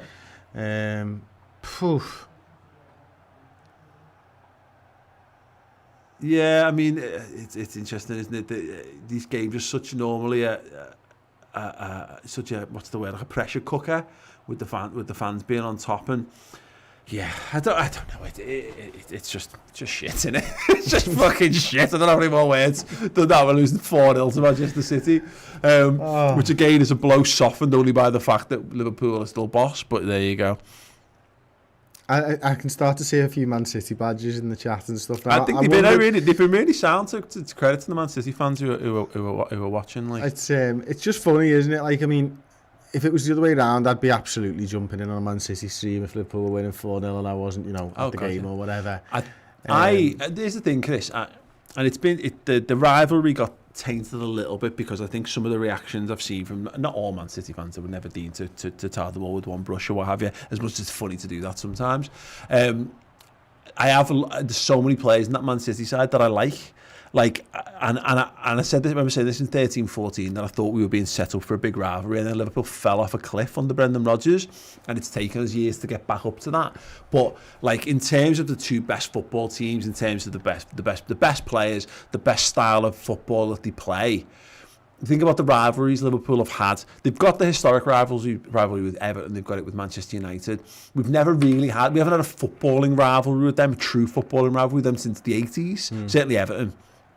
But we've had like a football rivalry with Chelsea. We had a football rivalry with Arsenal a little bit in the time after that, and I enjoy this. They make me nervous because this is what can happen when it doesn't go your way. City can do this to you at a drop of a hat. But I enjoy. I've always had a bit of a. I don't have a soft spot for them anymore because they're Liverpool rivals, but. There's something very likeable about how they play football. They've got this documentary on after this, haven't they? Take the ball, pass the ball. It's a documentary about Pep Guardiola. If you want to know a little bit about Pep and his mindset, I absolutely suggest you stick around after our post-match content, obviously, and you watch that, because you'll learn a lot about him. Just watching these pictures here of how he speaks to the players and how emotional and passionate he is about football. How can you not respect what Guardiola's done in this game? You've seen him come in, all the stuff, you forget about it now because it's become irrelevant. Pep ball won't work in the Premier League. Yeah. Mate, he reinvented the football of the Premier League. Yeah. And now we've got two sides playing fantastic football, because that's what always the thing as well. What was the Arsenal and Manchester United, two sides who played very good football. That's why that rivalry was so good. And that's what we're seeing now with Liverpool and City. We're seeing two managers who are the absolute pinnacle of management at the moment. Two sides with the resources to go toe-to-toe, week in, week out, who are putting together numbers and consistency on the field like we've never seen before. Yeah. It is down as this will go down in 10 years' time as one of the, if not the greatest footballing rivalry ever. Yeah. I agree, and I wouldn't be shocked. If Man City win the Champions League this season, then you're looking at the dominance that Liverpool and City have had in domestically and in European football. There's nothing really that comes. But you can't have one without the other. Interesting when the game's going on. You can't have one without the other. They're pushing each other to go to new heights. That's why Liverpool are so good. The reason Liverpool are so good is because Manchester City have forced us. Penalty! Is it a penalty? He's saying he's got the ball, and it's cleared away. And Man City are probably going to score because that's what they do on counter-attacks. Anyway, Jordan Henderson's got it into the feet of Mohamed Salah. Can he craft anything? Foden's tracking him back really well there. Divock Origi, can he find Mane on the overlap? He has done. Can Mane actually do something with the ball? No. He's been fucking rubbish tonight. Sadio Mane. Just want to give a shout out to Hitchin Baz, who's joined as a first team member. Get in, son. You beauty. Offside. So I was saying, they forced each other to these heights. Manchester City, I don't think are as good as they were last season. Liverpool breathing down the neck. Yeah. And Liverpool, to become league champions, had to overcome probably the best Premier League side. I rate them as higher than the Invincibles. What they did with that Centurion side, I do. I think they were a better side. Liverpool have had to go to a level previously unseen and unheard of because of how good City are. Yeah. I hope this rivalry goes on for a few more years. And it's part and parcel of me wanting Liverpool to break the points record. as well is because people will look at that 3-season chunk, and it could go to 4 seasons. You know, there's nothing to say it won't go 4 seasons as well or beyond, and say, look at that again. I want us to be. You can't do. You're right. You can't do it alone. It's never. People talk about Man United's dominance, but Man United had to meet the challenge along the way. So they met the challenge of Liverpool, and they met the challenge of Arsenal, and they met the challenge of Chelsea. And sometimes they fell a bit short, but they were able to be the most. Look at that! Keita. Naby Keita, can he pick a ball up? He can do, but Mane again. Have a day off, lad. I mean, I think he has. That's the problem. Have today on. Naby Keita, a little step over, floats the ball up. Headed wildly away there by Ben Mendy, and Kevin De Bruyne tracking back, and even as hacked clearances look sexy. RL has loved the super chat there. Under 21 lads to break into the first team next year. I think this is one of them coming on right now, Chris. I think Nico Williams is is the next in line. I think, isn't he? I think if Liverpool don't bring in another fullback in the transfer window, don't be shocked if this lad gets double the amount of appearances next season. Yeah, mate, everything we've seen of him, and people will have watched more of him than I have, but every time I've seen him in the first team, I've been massively impressed. He doesn't look like a fish out of water in any way. This is good look, you can see him, he's already on the front foot now. I would have liked him to skin Foden, but you know, you can't have everything. Henderson over to Nico Williams on that right hand side. He's going to whip the ball into the feet of Mohamed Salah. Salah with the curler. Oh, good save, Ederson. I think he phoned ahead. Yeah, you can see already Naby Keita's introduction, just that little, it changes the dynamic of how we play. And I mean, it keeps coming back to the same argument with him, Chris. He needs to get on the pitch, and that's not Jurgen's stay on fault. The pitch as well. Yeah, exactly, because he's a difference maker. His ability to just glide past the man changes the dynamic of how we play completely. Yeah, and that's the thing, you know, you see less and less of it, certainly nowadays in football. You know, dribblers are few and far between, and they stand out like a sore thumb. Naby's a dribbler. Yeah. Naby can go past the man. You know, you don't have to wank the ball around the back 400 times to get past someone when you've got someone like a Naby Keita there. Yeah. If you can go past the man, it opens the game up in front of you, and it starts to panic with the other team. That's what Naby does. He's taken up a really nice position today as well. You know, he's caused a few issues already, and we look better for it, but his problem is consistency and getting on the field. Yeah, and here he is again. He tries to thread it through. Nico Williams is going to get up there on the overlap. He's turned wonderfully. Can he pick out a man? He has done. Jordan Henderson. I wonder if Robbo's going to get up on that left hand side. You can see he's just edging towards frame. He's come into shot. He's brought it down okay there. He's challenged here, met by João Cancelo. Back to Oxlade-Chamberlain. He's flicked it over the top for no reason whatsoever to Fabinho, and Jordan Henderson pass was on. But there you go. Naby Keita looks for a little give and go. No.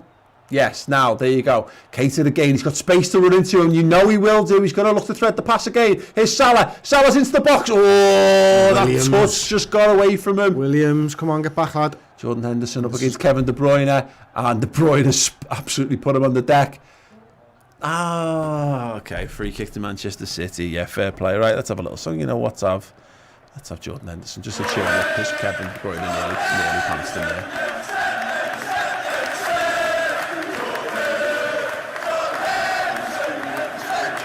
It's such a mad game. This again, I still contend that if you go in at half time 2-0, I think you can maybe make some different changes. You can maybe make a different approach to the game. Like think about the Charity Shield game, where we made wholesale changes and we just went at City. We threw all of our attacking players on the pitch. We got Keita on, we got Lallana on, and we fucking went for it.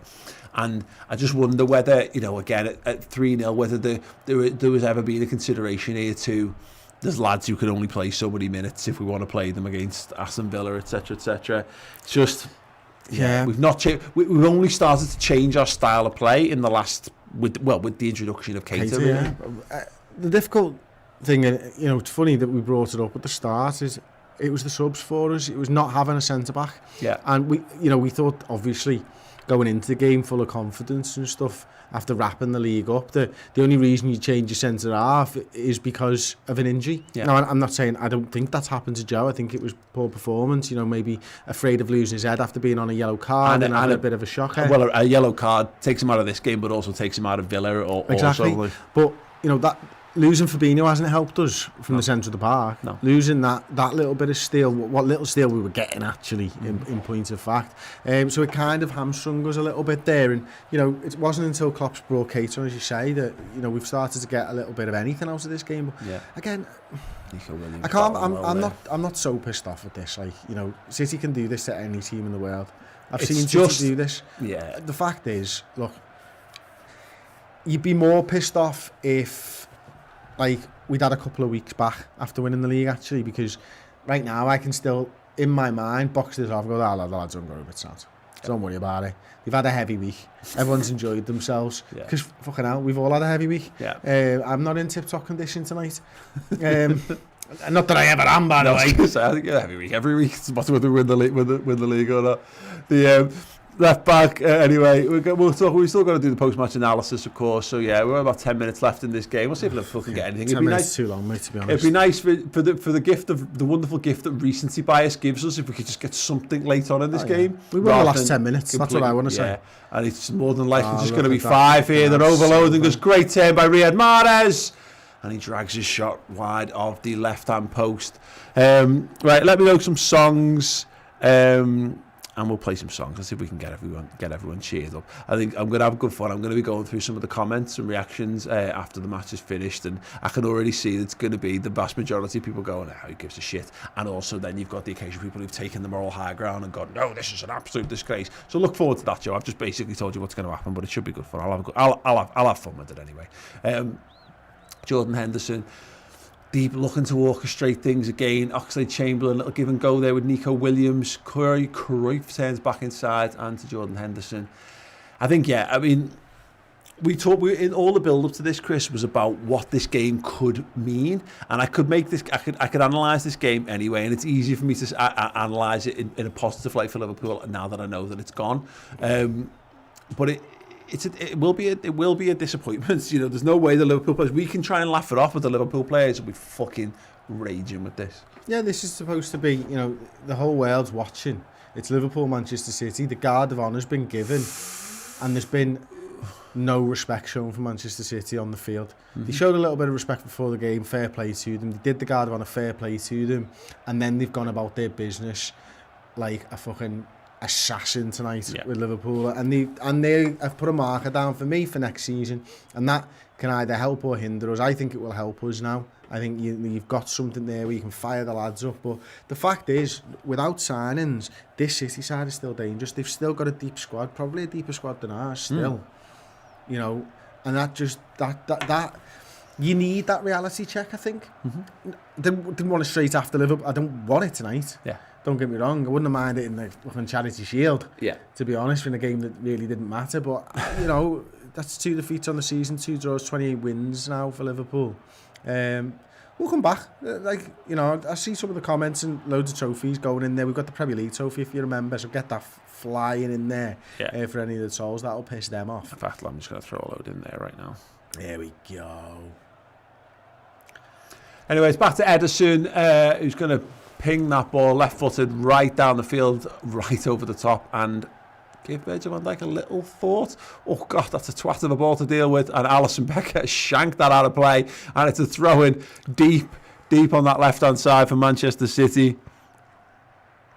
Yeah, thanks so much to all the members. Everyone, you can see all the guys there in green. There's a couple, I think there might be 1 or 2 got the red badge by now. But yeah, Ben's got the red badge. I noticed that before. Yeah, you've got access to those customers. There you go. You can see Raymond there, absolutely going for it. That is the point there. We've still not seen it yet, and that's the thing as well. We've still got so much to look forward to in this season.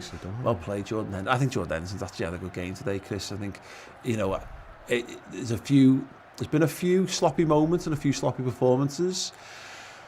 One thing you can say about Jordan Henderson is he's not shied away from anything. He's tried to make things happen. It's actually the lads who are the ones who are supposedly more talented than Jordan Henderson are the ones who've let the side down a touch today. Yeah, Henderson didn't get what he is today by not giving everything he's got in every game of football. You know, and he knows that. Look at him now; he's still clapping them, and even if it was a foul. He's been riding them hard today, Henderson. You can see that every time the camera goes. And Minamino looks like he's coming on now, Paul. I didn't quite catch who he's coming on for, but probably what, Mane or Salah, I reckon? Yeah, Mane. I mean, he's not had a good game. Sadio Mane is raging, and probably rightly so. To be fair, he's not been good tonight at all, has he? Yes. Don't forget a little thing to look forward to, if you really want to look forward to it, of course, is post-match we're going to be switching the stream over. We're going to be doing the player ratings, which promises to be a fun watch as Chris tries to apply ratings out of 10 to each of the players who've taken to the field in this game tonight. I'm going to be going through your comments on Twitter and a couple from the if anyone sends any super chats or whatever it as well, I'm going to be doing those live, and then we're going to do the instant match reaction, 15 minutes of talking through the game and doing some a bit more of analysis. If you want the final word show, which is going to be going on tomorrow, again, this sounds like shit. It sounds like you're going to say, why would I want this? I've just watched Liverpool get battered by Man City. The level of catharsism that we get from these and being able to talk it through. If you need someone just to help you get through it, then we do that. We've got the content for you. We can either watch it live, and again, you get that extra content tomorrow as well. And we will be building up to Aston Villa, and we'll be back here live again 45 minutes before kickoff on Sunday ahead of the Villa game. There's still 5 minutes left of this game. Referee might as well just fucking blow it. You can just go to the touchline, shuck the towel and son. But no, this will be telling. I think you've got some lads there who obviously are looking to impress. The cameras have just gone on Harvey Elliott and Kurt Jones there, who I don't think we can now see introduced, but someone like Nico Williams, someone like Takumi Minamino, we can see tearing around the pitch there. Every minute that those lads get in the legs, Chris, at this point is going to be, we're not going to feel the benefit in this match. This game's gone, but if it leads to a benefit against Villa or Brighton, etc., then that's the value to it. Divock Origi, Andy Robertson on the left-hand side. Can he pick out a red shirt in the box? He can do. Little drop.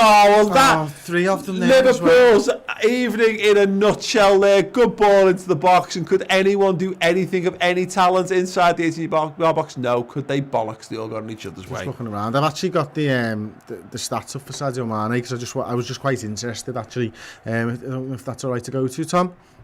But you can see, obviously, we've got Sadio's heat map in front of us there. Lots of work high and wide on that left-hand side, as you'd expect. Obviously, no goals, no assists. 1 shot off target, 1 shot blocked, 1 of 1 dribble attempt successful. Only 38 touches, 1 big chance missed. Only 76% pass completion. Tried 2 crosses, didn't complete. Alex Oxlade-Chamberlain's got it on the right-hand side. He's going to try and beat his man. He's going to win a corner instead. Carry on. And then, yeah, I mean, other than that, he lost the ball 13 times from his 38 touches, which is a little bit disappointing. Not the best from Sadio today, unfortunately. What we'll do is, if you remember that, we'll try and contextualise that, because again, we can all see that he's not had a great game, but it would be interesting to know how he stands up compared to like Salah, for example. Be interesting. We'll have a look at that in the instant match reaction. Anyway, Robertson with the corner, in swing, a big one to the back stick. Challenges the keeper there, Virgil van Dijk. He's flapped at it a touch, but Joao Cancelo will pick it up and boot it down the field, and we're going to get caught out on the counter-attack again.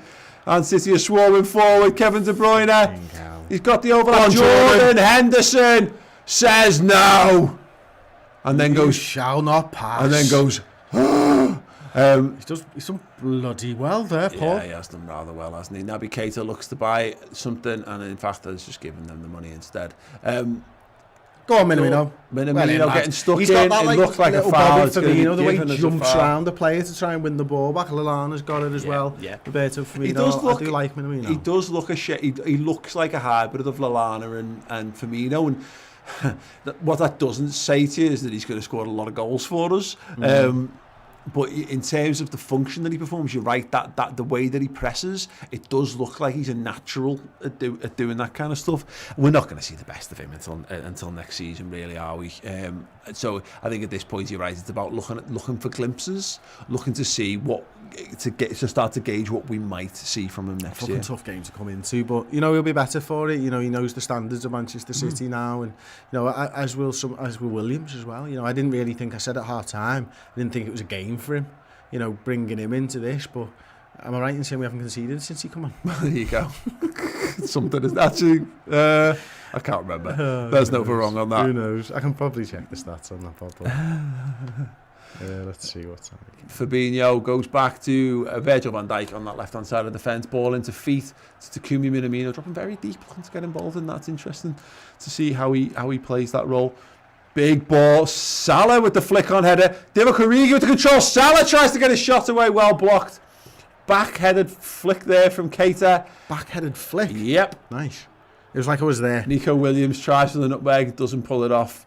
Goes inside to Keita, gets the ball back immediately, and to Keita again, and again. Nico Williams goes to the quick ball. I mean, good to see him going direct instead of, we've used the expression time and again, trying to wank the ball to death, which we've been a little bit guilty of a couple of times. And then we've been too direct and too wanky, which is a terrible, terrible mix for a football side.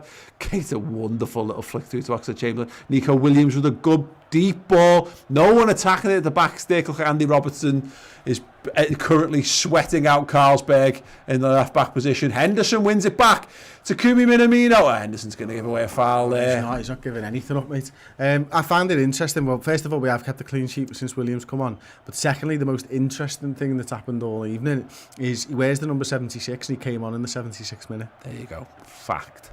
Knowledge, as Ross likes to use that gif so very, very much. It's a Ross special. You got that saved on your phone, Ross? He's got it saved on his phone. Yes. Yeah. Sad. Right, yeah, we're into stoppage time now. About 3.5 minutes left to play. Please. Yeah, come on, just give us one little goal so we can go, yeah, we won the title and yeah, you beat us, but we scored the last goal, so that means we're technically on the whatever. It's shit, isn't it? I'm enjoying, a big thanks to all the Manchester United fans who've bowled into the comments like they're actually a good team. Don't get me wrong, I've existed for 30 years living on Schadenfreude, which is enjoying the misery suffered by the team that I don't like. So whenever Manchester United have lost, it's actually, I've enjoyed that. Not as much as Liverpool winning by any stretch, but you've got to take enjoyment in the teams that you don't like. Cockles. Yeah, well, look, when you shit, which Man United, just to remind them, very much are. They're fair play, absolutely fair play to them. Right, anyway, it's about midway up the Liverpool half. Throwing back there from Nico Williams to Fabinho, he's just been basically performing the role of playing centre-back. Has added nothing to our game in any way, shape or form from that position. Origi's gone. Origi has gone. He's gone deep into the channel. How is he going to give the ball away this time? Mohamed Salah goes back to Williams again. There's nothing on for him. He's managed to find Henderson. Well played. Shoot, lad. Look how many men back they've got. The bus park wankers. Yeah.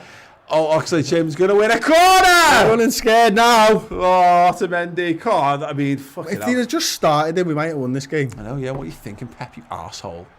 You got fucking Nicholas Otamendi and John Stones. You couldn't have done the decent thing. It just makes me sick. And why is he them shoes like? Why is he wearing shiny shoes when he's got like a tracky top on? Anyway, Williams with the corner. What can he do from this? It's actually a pretty decent corner, except for the fact it's across the line. No, he's actually kicked it straight out of play. Brilliant. Fucking brilliant. Who had kick it out of play on the bingo? What can he do from this, you asked? Kick it out of play? Yes, Jürgen. Yeah. Oh, no. He's finding more interest in the bogey up his nostril than he's seen on the pitch right now. He is going to absolutely destroy these lads. And rightly so. It's worth being said, and we'll talk about it in the instant match reaction, of course, and probably some of the other bits and pieces, but you can't get beat 4-0 by anyone and look at it in anything other than a shit performance and a bad thing. There is no positive spin. We can deflect, and we definitely will have a go at doing that, by the way. But yeah, funny that. Funny. The amount of Bruno Cheroux fans in the chat's really surprised me, Paul. Yeah. Big fans of Frank Bruno, retired British heavyweight champion. Frank Bruno is exceptional. He was good, wasn't he, Harry? I don't think he was as good as Lennox Lewis per se. No, in any way, shape Lennox or form. Was much better. But much better all-round personality. He had far more charisma than Lennox Lewis. I think that's for certain. Yeah, definitely. And he was actually British as well. Yeah, as opposed to Lennox Lewis. Sure. Yeah, who was as British as like in the same way that Andy Murray's British. When they win, they're British. Yeah. When he loses, he's Scottish. Yeah, you know what I mean? That's the way that works. Like. So, who was my favourite British heavyweight? No, boxer. British boxer. Yeah. Did you like the Prince? Yeah, Prince Nazim. Actually, Steve Collins is Irish, so he doesn't really count, does he? But I like them as well. Nigel Benn as well, also good. Nigel Just Benn naming was good. boxers, yeah. Here we go. They're going to put the icing on the cake. They have done. It's 5. What is Alisson Becker doing there? Beating the near post, and it is Manchester City 5, the champions of England 0.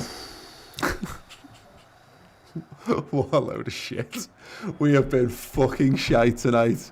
Jurgen Klopp's laughing because you can't do anything but. I mean, what are you meant to do?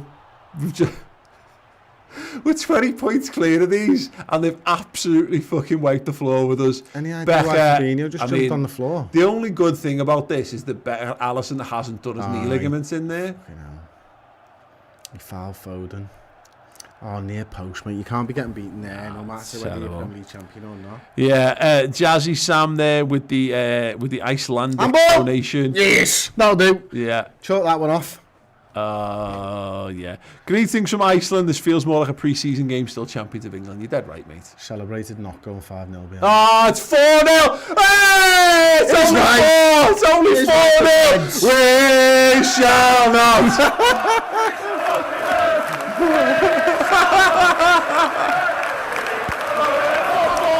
Yes, you'll not be moved. Oh my God, what a fucking shit show that was. Good show, shit show from Liverpool on the pitch. Oh my God, the only consolation is we didn't lose by 5. In your face, City, you only won 4-0. In your face, you second place losers. No. Yeah.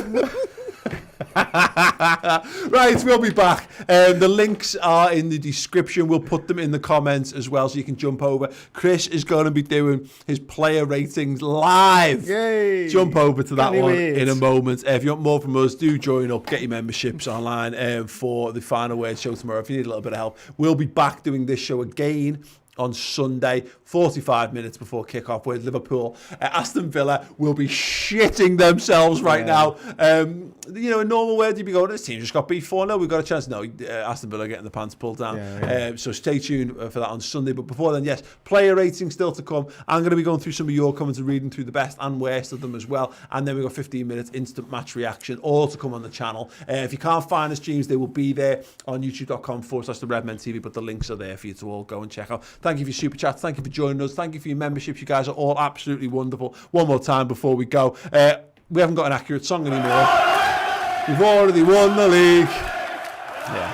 Thanks, guys. Have a wonderful night, and we'll see you on the other live streams any moment now. Ta-da.